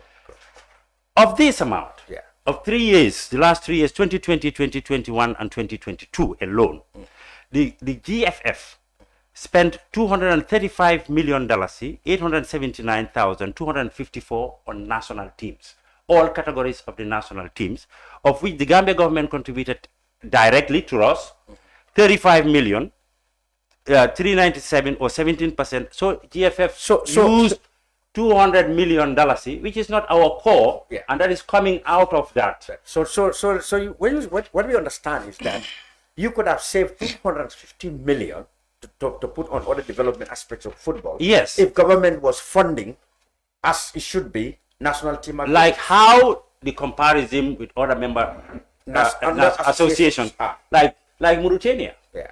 Mauritania doesn't need even FIFA funding to pay for its administrative cost. Where do they get money from? From the government of Mauritania. It is the government of Mauritania that also contributes significant amounts to infrastructure. So Mauritania takes their operational cost, they take their development cost and put it together and go to the government and say, we want to do one infrastructure project. There is a thinking about this field expansion program. And deliberately, people are actually misrepresenting the strategy. The strategy is not building to complete one mini stadium within a calendar period of 1 year or 2 years or 6 months, etc. That has never been our national development plan. Simply because let me come in. So the word failed is coming to people that don't understand, or the people that are being misled, or people that are distorting the facts, because we do not. The Gambia needs to increase its player pool. We have been gradually increasing the number of teams. So if you have more matches happening, you need more grounds. So, and we have a limited amount of money that has to go around, and that is available to us on a yearly basis. You have $2.5 million. Even that alone cannot provide you one standard mini stadium. So as a start, we have taken a decision which in our discussions with members, some people have different views that you should have used it just only for one ground. They are right. But if that is the case, you will only be playing in one ground, and then the other matches you will never ever play it. And you do know that. Not only that, the GFF programs are done at the ground. We have now a time which today, go to Serakunda is before. Have you been there recently? Yeah. And now, there is significantly different. There have been improvements. So our program is a gradual improvement of the grounds, as we are gradually improving every aspect of football in the Gambia, so that we'll have a good product, and then we can have now the partnership of government, not only central government, but local government. If you go to Senegal, the local governments are important participants in infrastructure development. It's certain now. Yeah, I know. But you're talking about the I'm grounds. not talking. Let me just end. I want to tell you, of all this money they say in the millions they are getting, where it's going to. We have spent over the last 3 years in $83 million in ground improvement. So in short, which is about 15% of our expenditure. In short, we spend nearly 52% of our revenue in what is not our core activities, funding national teams or improving grounds. But certainly, as the governing body, we felt it necessary that we have to contribute this, because football is a will, a tongue. You cannot stop. It's like dancing with the devil. You cannot stop until the music. Because we are to develop football in our country, you really have to reach certain exposure level. That's why we have set ourselves the target to qualify for AFCON. The Gambia Football Federation, nowhere in our deliberation or in our plans have we said we are going to go and win AFCON. Of course, we go to competition to go as far as possible to win the AFCON. We know that. But gradually, we want to go there, because if you are in AFCON, you are of the 54 African countries, you are within the best 24 countries. It points the eyes and the ears and the plans of the footballing world to the country, and it is showing significantly that it's happening. When we came back from the World Cup, we took 23 players to Argentina. Okay. With the exception of only 4, all of them are gone. Paibu Lopez, our goalkeeper, is playing in Senegal. Alaji Sen is in Denmark. Moses Jaju is in Ukraine. Dembo Sedikan is in Canada. Seni Sanyang is in Bulgaria. Mohamed Job has just signed for Ukraine, in a team in Ukraine. Mamadou Bajo, Slovakia. Bakary Jammeh is in Estonia. Rashid has gone to Latvia. Lamin Sanyang is in Germany. He was in Germany. He was the only player that joined us from Germany. But he had another move from a junior team, Abdilada. Salifu Koli from my club is in South Africa. Mohamed Sawane Mboma is in Egypt. Adama Bojang is in France. Modu Marom Balak is in Portugal. Balamin Sen from Wabanjul got signed in Spain. Kajali Drame is in Egypt. Ibrahim Singate is in Czech Republic. He was in Estonia. He had another move. This is development. So, this is what going to AFCON makes it happen. And that is why, again, Lamin, you would like to know that because we are one of the best 8 teams in Africa at the under 20 level, CAF Executive Committee have done a decision that we are going to represent the Gambia in March in the All Africa Games. And this and another avenue to get our young boys go out. How many women have signed? Not only from the national team, but from clubs. In my club today, there are 2 players that are leaving soon to go to Slovakia, but they have not played in the national team because the Gambia's profile are actually going up. And there's no doubt that funding national team activities, which the government should have done actually, that fell on your shoulders, and you executed them using money that would have otherwise been used for expenditures. And the dividend is that Gambia is exposed. I mean, it's a good expenditure. Yeah, people have recognized. When we started, from a point of view that there was zero contribution. Yeah. Let's not make it look like the government is bad. No, the government has other priorities as well. Eventually, when we started, we had zero contribution from government, but now government is contributing. Football is an expensive business, and we will continue to go on until such a time that the government can now take its own responsibility. When we started, I'm a private sector guy. True. I understand when people, as a marketing manager, when I want to advertise or when I want to do the promotion, I have the opportunity to go to my board to sell an idea. I'm also a very seasoned board member sitting in a lot of private sector boards and also public sector boards. And I know what our board expects when somebody has to come in for them to approve a budget for people, for private sector or parastatal to support a cause. We started with zero private sector participants. But we've seen in this AFCON, there is more private sector participation this time around, both in terms of numbers and amount, simply because our football is an upward trajectory, and that's a fact. So, of course, in the football family is also a political family. Football politics, I mean. A lot of people don't agree, and then a lot of people think that if you peddle misinformation to the members of the public, then you can now slow down this discussion, which is very unfortunate. Their rights. But it's not flying with the stakeholders, both in country and outside the country. Our core business, on which we are spending on referee indemnity, getting football equipment throughout the country, right? Providing support to our members. Over the last 3 years alone, the GFF supported its members nearly 90 million. Nobody pays registration fee. We provide people with preparation money, and we provide our clubs with preparation money and transport reforms over the past. And this is a strategy that's going to continue. Sometimes, because of national team, we cannot meet our promise, but it is not a right. Regional football leagues are funded by these FIFA funds that is actually coming in. So I think naturally for anybody who understands a little bit of finance knows that when there is an income and there is an expenditure. So you don't say that millions are coming in and you don't talk about. You might disagree the strategy that we are using. But this is what we have agreed through a contract with our funder. You mentioned... And our funder comes in here every 6 months to audit, to ensure that it does, or else you cannot be paid. This is the FIFA of Gianni Infantino. This is FIFA Forward programs, which is having real regulations that they vet, and every 6 months they take governance very, very, very seriously. You mentioned the grounds.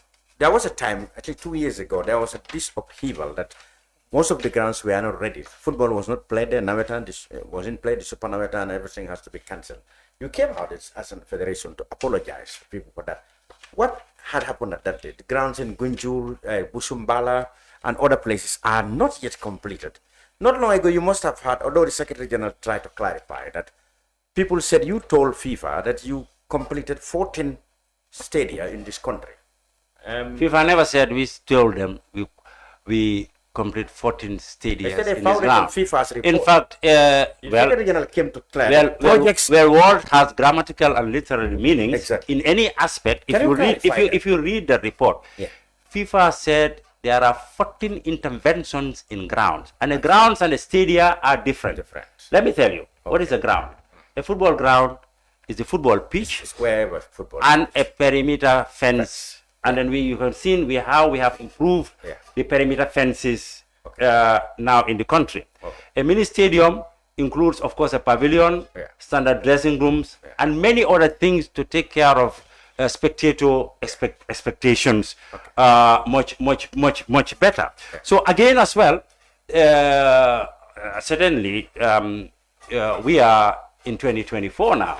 Gambia, we found our voice again in terms of comments, and it happens at the time of social media. So people don't agree. Some have even set up certain pages every day with the only objective of misinforming the public about what is happening. But the facts are that this organization is well run by people that are direct stakeholders. Nobody. You said the stakeholders. Yeah, that are direct stakeholders. Look, I own clubs. I participate in clubs. I don't have to tell you my role in Real de Banjul and my stake in there. There is Sporting Real, which is a third division, which also I'm the president, and you don't know. And we started Elite United here from scratch. Not talking about our investment in sport. So we wanted to work, and that is why we are.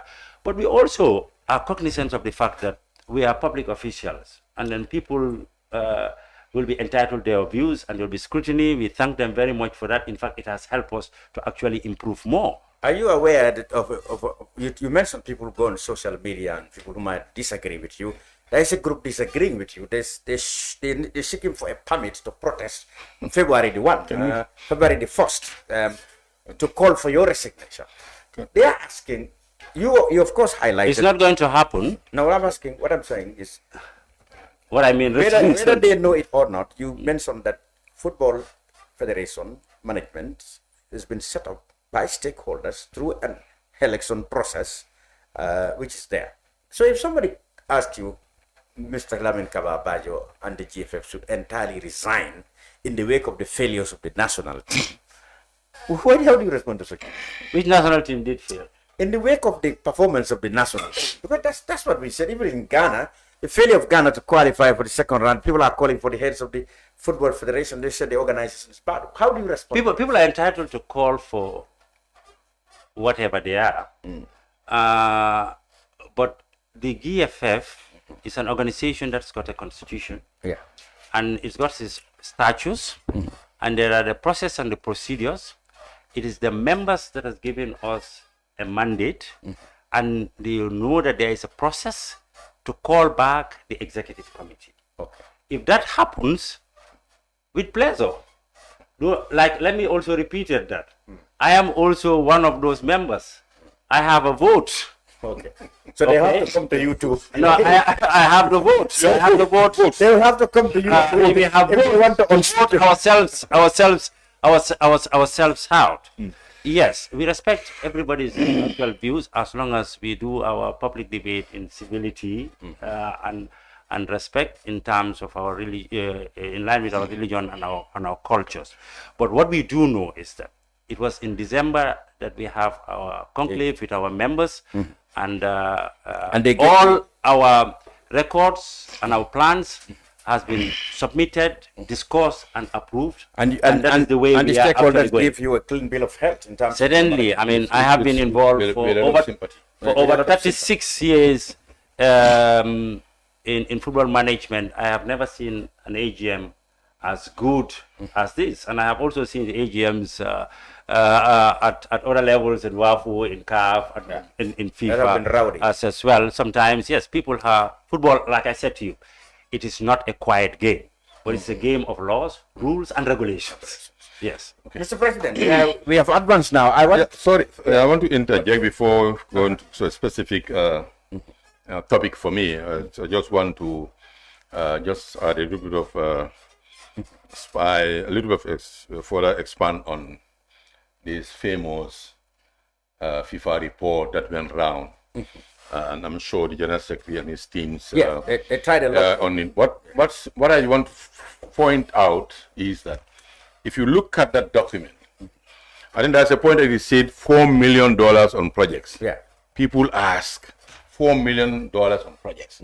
But going further down, you will see that that also is broken down into two types of projects. Because when you say projects in football development, it's not only speeches.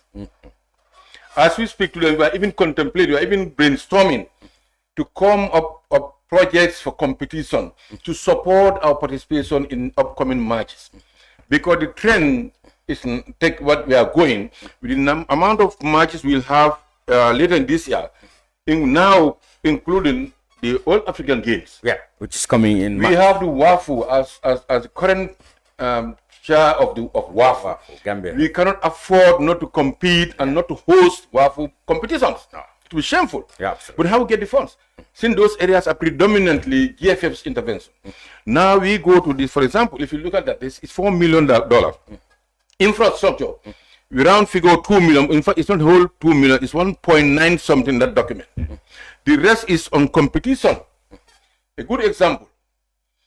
When we are going to the last AFCON, the last one, we had to come up with a project to take some money from that basket of project, that 4 million, to be able to support, complement our preparations, and even the AFCON proper, because we know the monies raised were inadequate. Government came in massively within their means to bring that money. Even when we were there, when we proceeded to the round of 16, you know, they had to fly some money. But we had so many other things. When the women were competing in the WAFU competition in Cape Verde almost 2 years ago now, there was no funds from anywhere. We couldn't get it from the operation funds. We had to conceive, he's the master, he's the brain behind it. We had to conceive a project to be able to raise funds from that basket of 4 million to be able to fund that. When the boys were competing in WAFU, in how do you call it, both the AFCON on the 20 that was held in Mauritania, and then WAFU on the 20 that was held in Mauritania, and the AFCON on the 20 that was held in Egypt, and the AFCON, the World Cup that was in Argentina. These are areas that we also to support the participation of the bodies are predominantly, and we cannot get that from the operation funds. We have to conceive a project, looking at the budget, and take something from that basket. So this way, if you see an amount, the rest out of 1.9, the rest is on competition. So people look at 4 million to this thing. So the issue of the fields has been clear. For example, when you say 14, it's weird. Anytime the auditors anytime the FIFA auditors who come twice a year here, plus our own local external auditor, there is no institution in this country, or even beyond this country, that is more audited than the GFF and its likes. See, every 6 months, there are external auditors that come from outside the country that are sent by FIFA to look at where we spend FIFA money. And this includes physical inspection of structures as they wish, because they ask for documents in advance. They have all the projects that we are doing. They come and they choose random. They'll come today, you want to go and see what the state of Gunjur is. You would have sent them photographs, so nobody can fool anybody. You send them videos. They say, okay, you say they are building a pitch in, for example, Nyako, even though it's not FIFA, but they want to see that.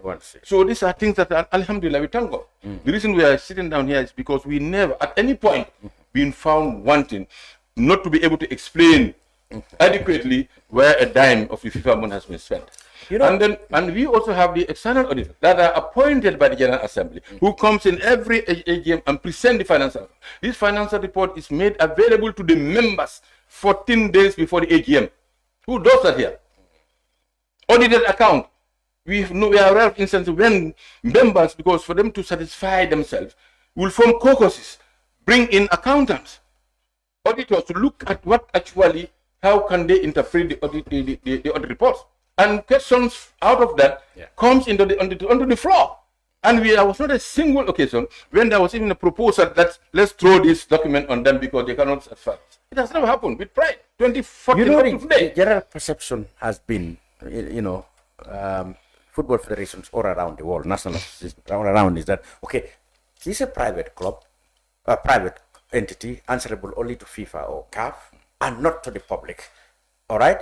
It is only a selection of people calling themselves clubs or regional associations who elect them, and they are answerable to only them. Yeah, because they own it. We know that. So who will have a say in the public perception is that these people are not accountable to anybody. It's only a few clubs, and as long as they are whining and dining together, they will approve. Rubber stamp everything. So how do you respond to such? Because it's not their business. We own it. We decide how we run it. Who will come here and say to decide how Kefaro operates? It's nobody's business. Simple. Those who own they are not. But in some cases, they are not representing the public. They are representing themselves. Yeah. But in some cases, you will need the public. The public. Who? For example, the NCC that I've set up, we're looking for money. No, they're talking about NCC. I'm talking about GFF here. We're talking about NCC. That's a different level. Yeah. We are talking about the Gambia Football Federation. Yeah. That is owned by the members. Stakeholders.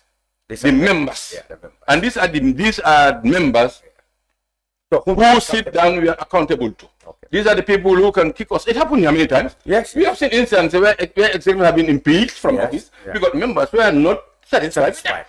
And I can tell you, if that arises today, we will not even wait for an impeachment or for a protest in the street.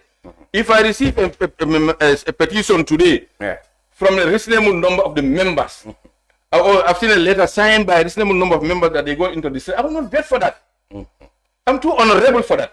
Okay. Now let's talk about. No, let me clarify this because it's very important. It's still it's a wrong perception. That 14. So which means that's the situation.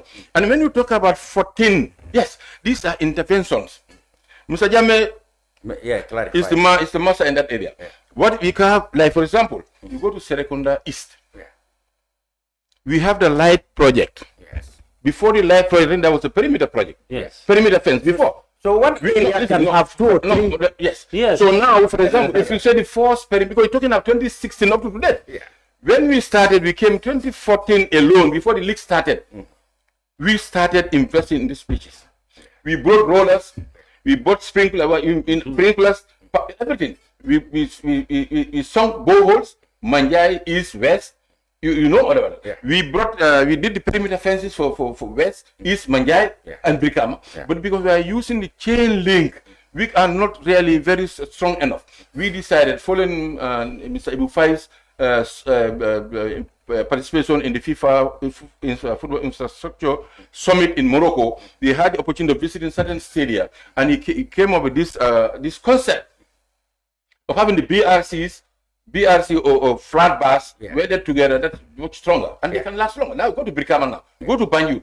You can even climb over them. So until that happens, how many times did we put perimeter fence in Manjai, in West and East? And each of those projects is categorized as an intervention. Yes. And it's given a name. Yeah. We have if you send it, it's give you an SOA, statement of approval 001, for example. We have the lights. These are projects in as much as they are not really meeting our desire of hosting real football match, but they've been used for many other purposes. Absolutely. The borders and the other things are happening there. Are they not benefiting the public? Absolutely. Then you have to Serekunda West, you have, for example, Serekunda East. The first intervention, for example, the perimeter fence is SOA1. The light there is SOA2. The current intervention, the pitch, the outside toilet, the perimeter, the dressing room, you have SOA3. So Serekunda East alone has 3 projects. So you go to Serekunda West, you go to Banjul the same, you go to Brikama. So if you add all these things together, you have 14 or more.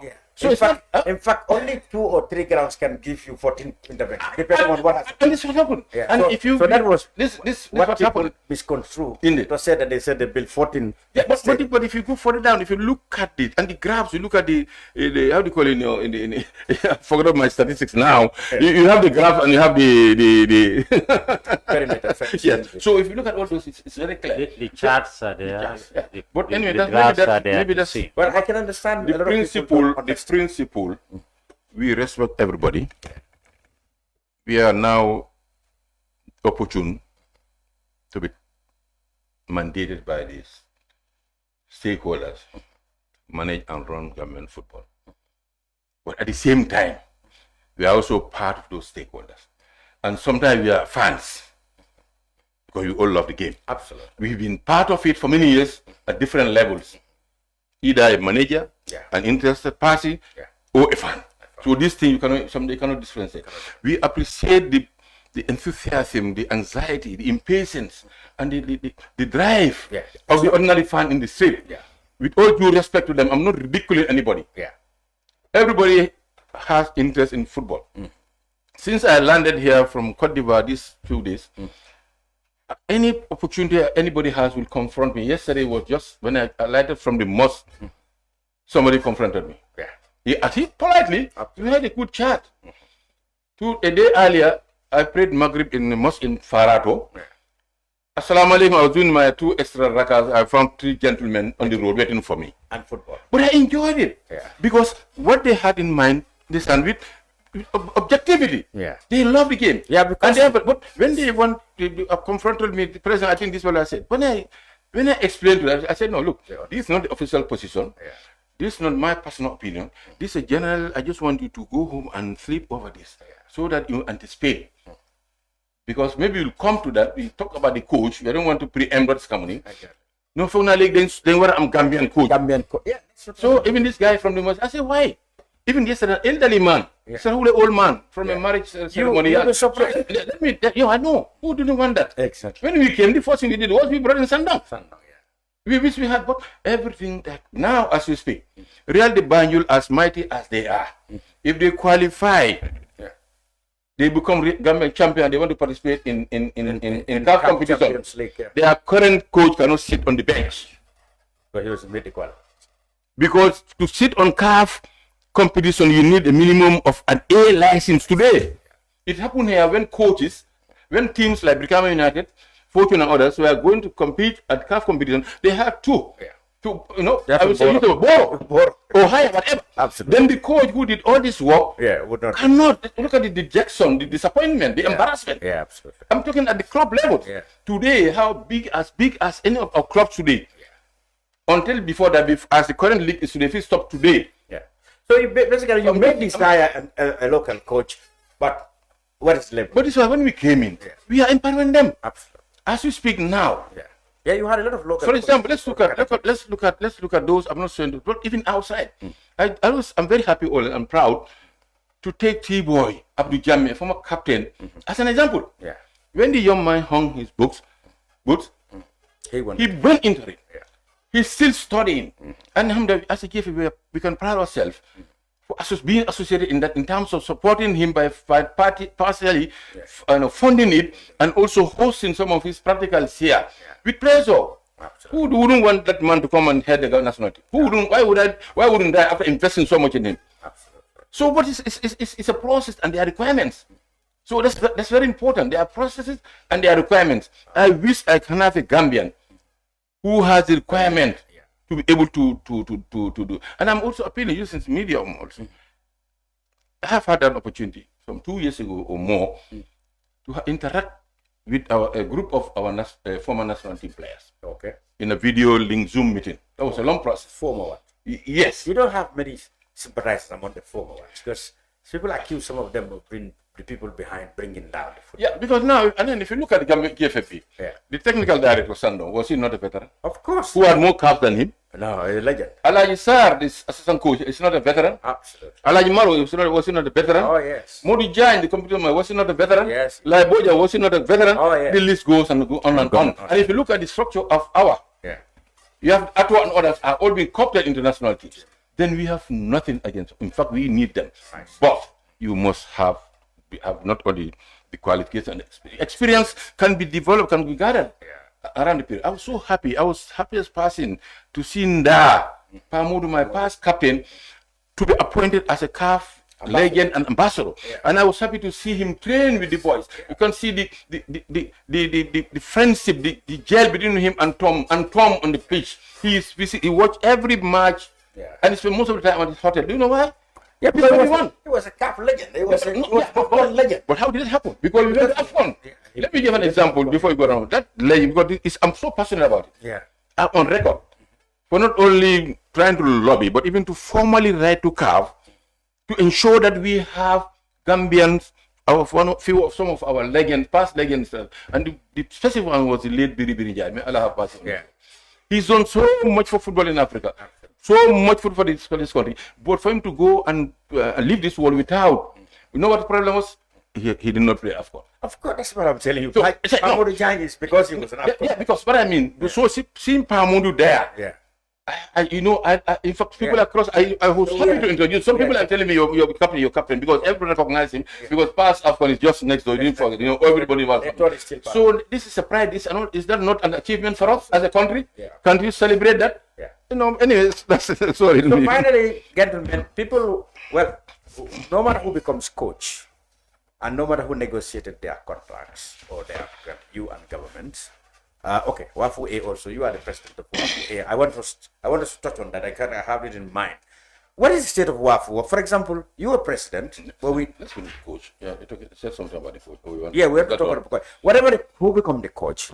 People want a coach. I mean, the common criticism against Tom was that he was not staying in the Gambia. He had very little time in this country. He was only interested in players who are based in Europe, America, or now in Saudi Arabia and other places. They wanted a coach who will sit here in Banjul and work on developing the nucleus of our national team. Why was the coach not staying in the Gambia? Before he comes to talk about the conditions of the coach, I just wanted to bring something we can go up to 2:30, no? about the perception of the makeup of players of our national team vis-a-vis their relations with the local teams. Exactly. At the last team, 17 players that are in that team, the senior Scorpions that went to Cote d'Ivoire, start their football journeys from the Gambia. 17 of them. Modou Diop from Real de Banjul. Yeah. You agree? Yeah. Omar Koli, Real de Banjul and Walidan. Yeah. He was in Walidan. He came to Real de Banjul for one season and left. James Gomez, Real de Banjul when he was going. Suleiman Mar, Samga. Yusufa Bob, Hawks. Buba San, Real de Banjul. Mohamed Sane, Real de Banjul. Aliou Fadera, Real de Banjul. Ibrahima Koli, Hawks. Ablai Diallo, Real de Banjul. Hassan Sisse, Gamtel. Mohamed Barabosi, Real de Banjul. Hawks, Real de Banjul. Yankuba Minte, Steve Biko. Ali Sow, Gamtel. Ablai Sanyang, Red Hawks. Hamza Bari, GPA. Of the rest is only 6 players: Babukar Gay, Lamin Sar, Sedi Janko, Noah Sonko, Ibu Adams, and Jacob Mendy. Because certainly Daudangom left much earlier, but he started off from here. And Ibrahim Dabo as well left much early, but he started here from local football like everybody else. Yeah. So you can see that description is not totally accurate. But unlike how many of them were recruited locally when they were in our local league? No, I mean, that is, you see, recruitment is the responsibility when they were in the of the national team. Recruitment is the responsibility of the coach. Yeah, that's what I'm But saying. these people are also all Gambians. And then you take all the Gambia player pools and the coach thinks this is my best team.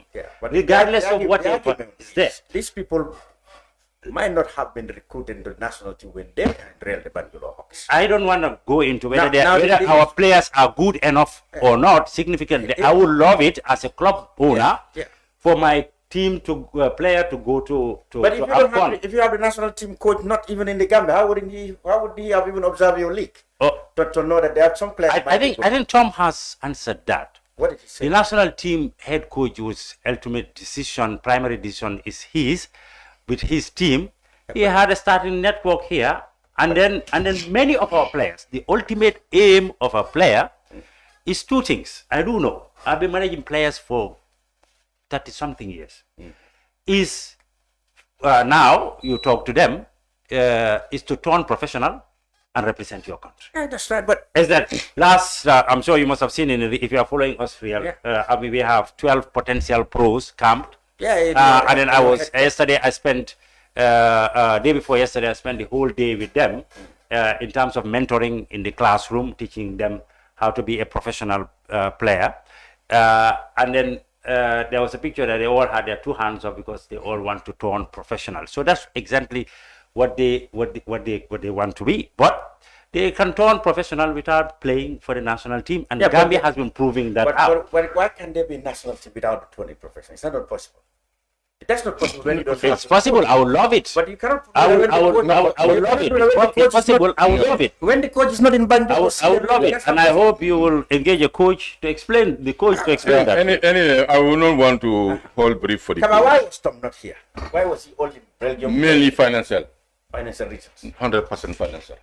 He was, remember, his first 2 years he was supposed to be. He came here at the same agreement, including an apartment, a furnished apartment, with all the other facilities, internal a vehicle, a fuel allocation, a telephone, which is normal for any expatriate.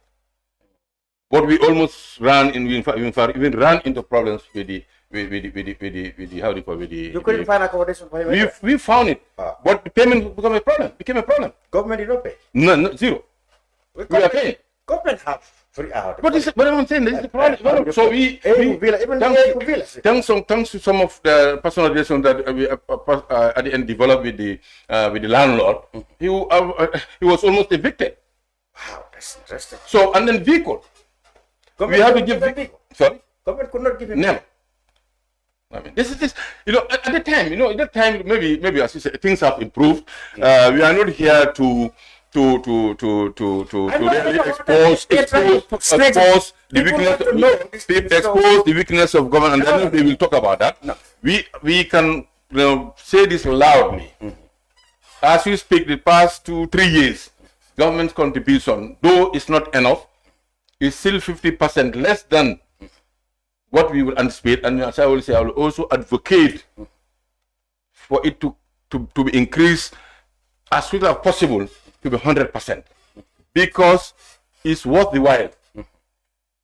Football is no longer a hobby or whatever. Football is an investment. Basketball and yeah, but what football is bringing is nobody's doing it. With all due respect, I'm a vice president of the GNO.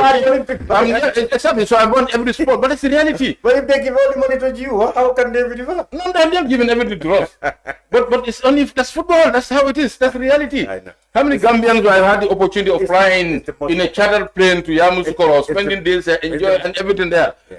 It's only football that can do that for us in the meantime. But at the same time, when I go to Baden highways there, that Olympic House, yeah. I will advocate for other sports. But that's the reality. If you look at this young men who turned professional, I'm aware. Yeah. Some of them upon signing, pulled down the bankubungos in their family houses. Yeah. They're able to put at least 190 for their mothers. Yeah. Some of them had already, maybe their siblings already had school fees. Either they paid them off. No, even does not look nice. The recognition the country gets also bring many multiple. And the Gambia government being the GDP. Yeah. The expatriates remittance being a significant contributor to our national gross development project, domestic project.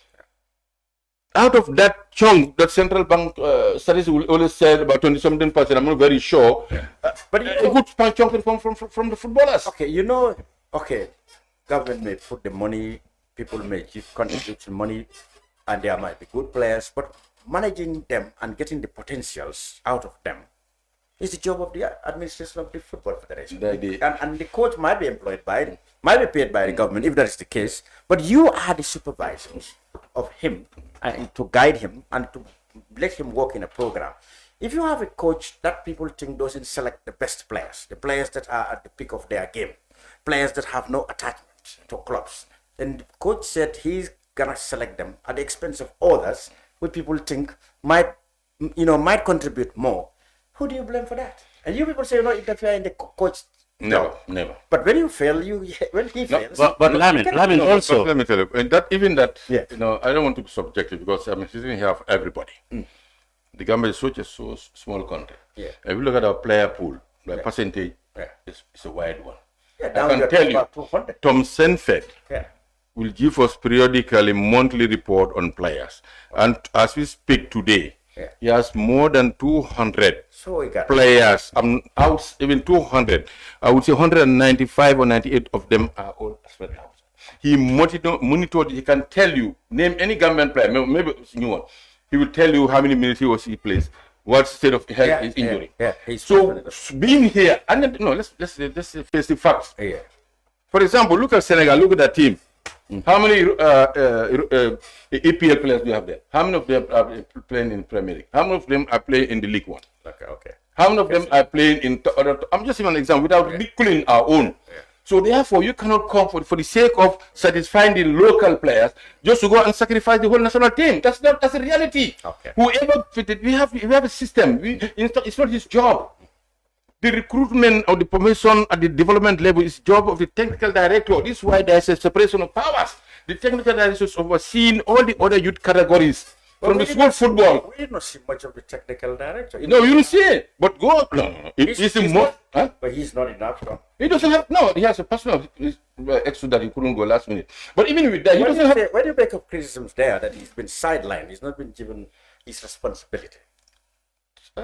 Did he tell you he's in sideline? No. And Sang is not somebody who would keep quiet. Sang is a senior to all of us. He's not somebody. But people said he's the most prolific, I would say. People said him rather than Ibu Fai.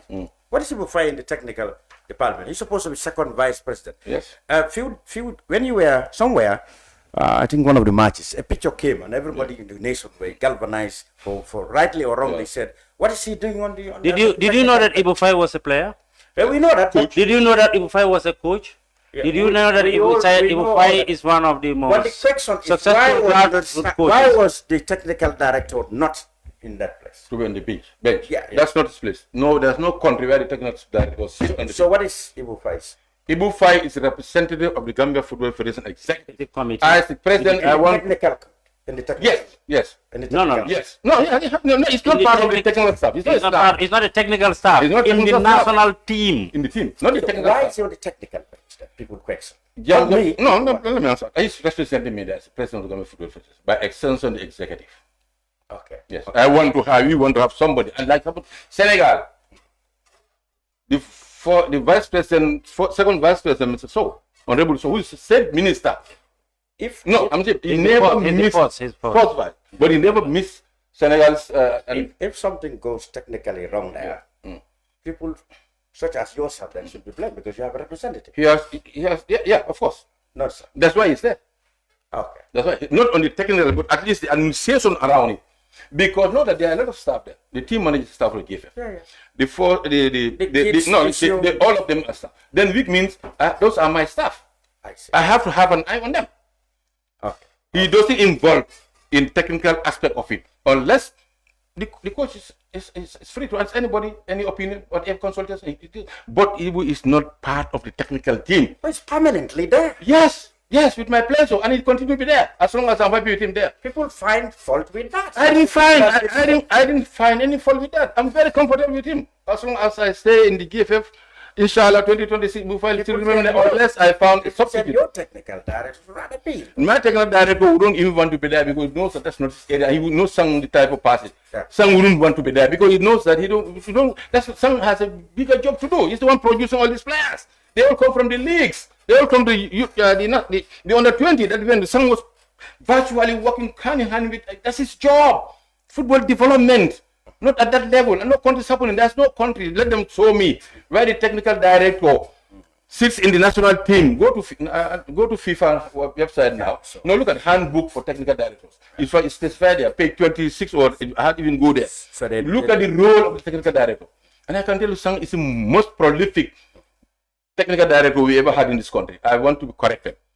The amount of training coaches, referees, players, the grassroots football that's going on. He's now handling the talent development project of FIFA. One of the best, the FIFA school project. WAFF, CAF, school. This man, sometimes even sympathize him. Yeah, he's day in and out, working tirelessly. That's what his role is. He's a mentor. He's a developmental oriented part. That's his job.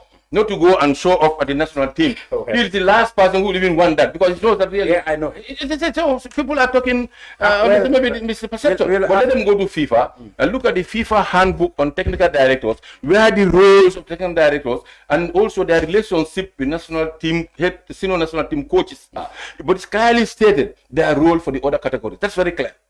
I think that's Bakary, finally, we're wrapping up. What are the other issues? Yes, but WAFF, yeah, I mean, we are the president of WAFF. I have always had a problem with your management in terms of your relations, your attitude towards WAFF. Even before you came to the WAFF president, I felt that WAFF secretariat in Banjul, your federation didn't take much interest in its management until we lost the secretariat. Virtually, we lost the secretary generalship. Or we lost the secretariat, the office, to Dakar. I don't know, President, now, what are you doing for us to get the secretariat back in Banjul? may I happily announce that the secretariat has, the jury legally has never been lost. De facto, where are they operating from? No, where is the office secretariat? I can tell you now that there is already an office space has already been rented, contract signed. What happened to the old behind the back? It's inhabitable. It's shameful. It's shameful. Let me give an example. That's why I said your federation did not take much interest in it. Maybe that's why it could not be used. I mean, no. You are the post. You are the post federation. You 20 have the regional secretariat 20 in your capital. Let me tell you, 2014 up to 2022. I think my election was 2022. When I was elected WAFF president, I never had access to the secretariat. That's where the problem is. Yes. Ask me why. The then Secretary General, it's very difficult to have to be blunt and tell the truth, who is our own, had refused, has refused practically every attempt of every request of mine to have access to go and visit the place. As the post president? Yes. This has extended to even the then President Senghor of Senegal intervening in my presence. He gave a promise. Our late uncle and father, Alaji Obi Konate, summoned both of us in his house and gave instruction that this, following my complaint, I was the one complaining, to be given access to go and visit so that we can see how the place operates. Yeah. It never happened. Until when this contract is terminated, a Cavalian was appointed briefly. Melo. That's the time I had access to that place. Even with that, I had to contact this guy, one of his aides, Tombo Jadama, was the one who led me to visit that place. When I went there, I almost wept. The place is terrible. Yeah. Then from there, prior to that, we had a General Assembly meeting in Dakar in 2018 or thereabout. On the agenda was the relocation of the Secretariat to Dakar. Okay. That was General Assembly where Senghor stepped down. Then Suarez, president of WAFF. Then after 8 years, then Suarez took over. The Guinea. Yes. The offer was for me to succeed him to become president. But I knew there was strings attached to it. The attachment was that the Secretariat would move to Senegal. Then I would take president. I said no. I give credit to the founding members, our Gambian president, the founding member, whose time this thing happened, Mr. Sidi Kinte. Yeah. I'm aware that he had an option either to be vice president or this, and he took the secretary. Nice. I don't want to lose that because I know when I'm there, I can be there for 2 years, 1 year, in 6 months, I'll be out. But I refused. Yeah. Then we unanimously brought in Suarez. Nice. In fact, when Suarez wanted the position, remember it was in Rosa, the World Cup. Yeah. Somewhere everybody referred him to me because they said I was a natural successor. I said no. Suarez took it. So at that AGM, it was attended by the CAF president at the time. Ahmed was there. Yeah. Even Ahmed himself approached me not once but twice about the issue of relocating the headquarters to Dakar. Okay. The current Secretary General of CAF, Mr. Veron, approached me our last meeting we had was in a hotel room lobby in Casablanca, where I categorically made it clear to him and he understood. He told me, in fact, it's not only Gambia, but it's a sovereignty issue for countries because there are other zones they want to relocate and they are resistant. Okay. Then that's the time he released it. FIFA's regional office in Dakar had already, FIFA and CAF all agreed. There's a whole flat, I've not read, but he went there several times. The whole flat has been reserved for the zonal office. What they wanted for the zonal office of CAF and FIFA to be at the same place. Yes. But we resisted it. That General Assembly, when the matter came up, you know, I was even at the end, I felt embarrassed because the way I reacted. Yes. And it was discussed. I had the support of the majority of my colleagues. For the Secretary to remain in Banjul? Yeah. Okay. That was 2018. Okay. Then the following year, we had a General Assembly in Dakar.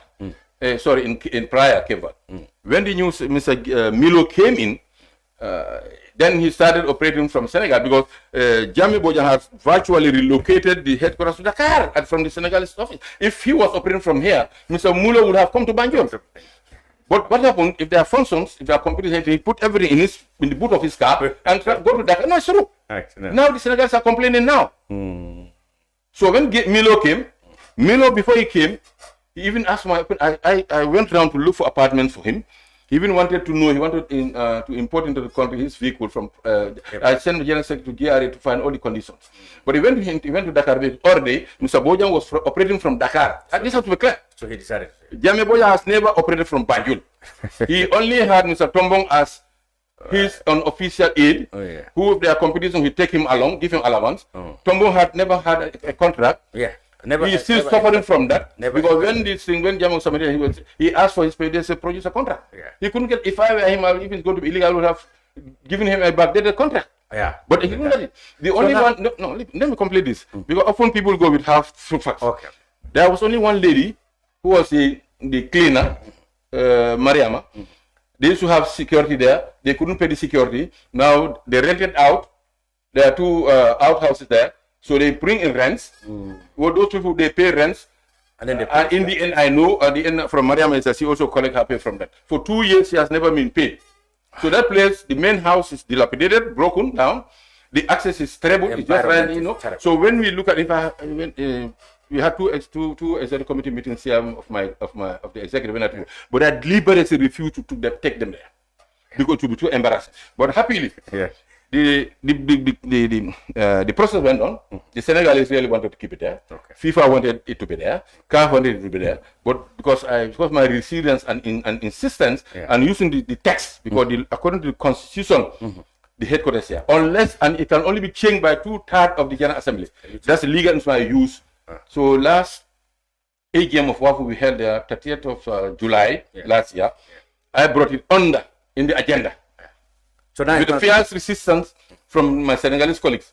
But I don't know if the mind of the General Assembly was we leave it where it is. Where are you going to have it now? Now already we have a building that's already hired, paid for fully on the what they call the new road from Senegambia Senegambia road to going through Kololi. Oh, the new road. Yes, you know the UN office on the left. Yes, that's right. It's next to just before that.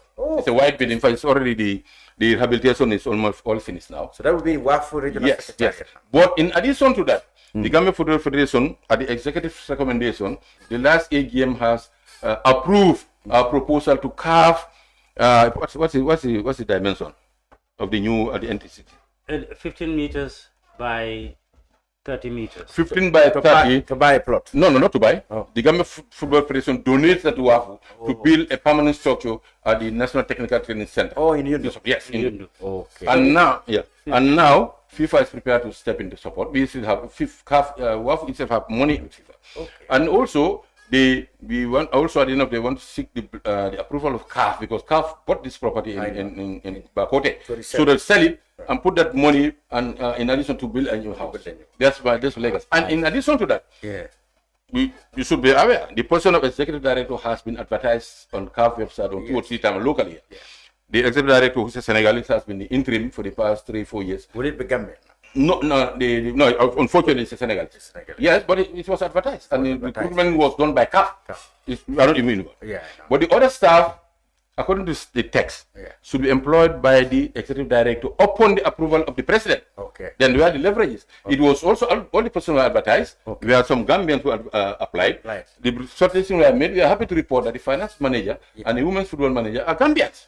They are already appointed. They've been appointed. They are already appointed. And not talking about the auxiliary staff. However, we're going to have 2 cleaners. Already there's an auxiliary in place. We'll have a driver. We'll have a messenger. Maybe a medium. At least.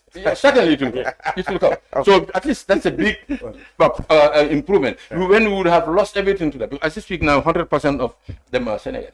But when the new executive directors take over now, things have been streamlined.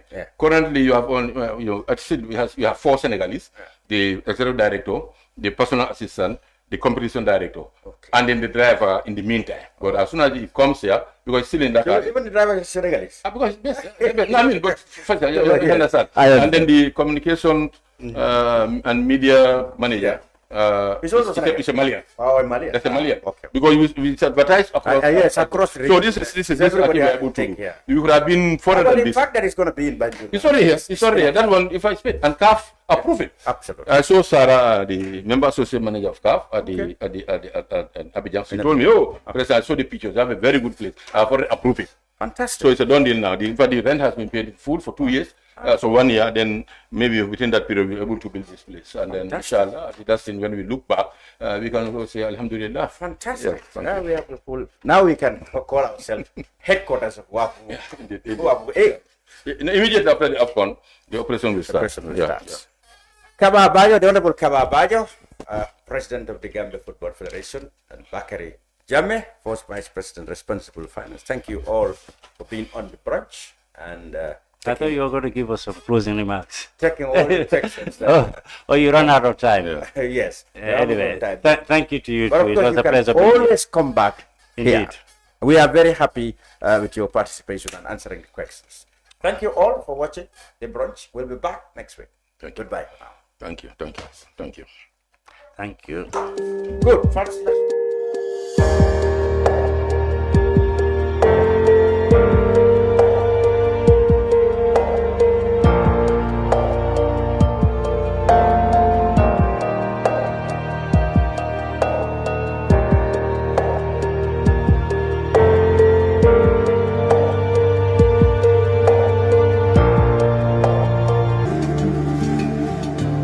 Islamic Microfinance is becoming an increasingly popular mechanism for poverty alleviation, especially for developing countries around the world. This microfinance service adheres to the principles of Islam as a form of social responsibility. Yona Islamic Microfinance is the Islamic microfinance of choice in the Gambia, trustworthy and reliable. At Yona Islamic Microfinance, we provide savings products, current accounts, financing products in conformity with Islam. In addition, Yona Islamic Microfinance also offers local and international remittances, takaful fund, management of zakat, management of awqaf, trading and investment, and building of strategic partnerships to bring financial services to the doorstep of the poor with donor projects, madrasas, youth organizations, women groups, and farmer organizations. Make a choice with Yona Islamic Microfinance today.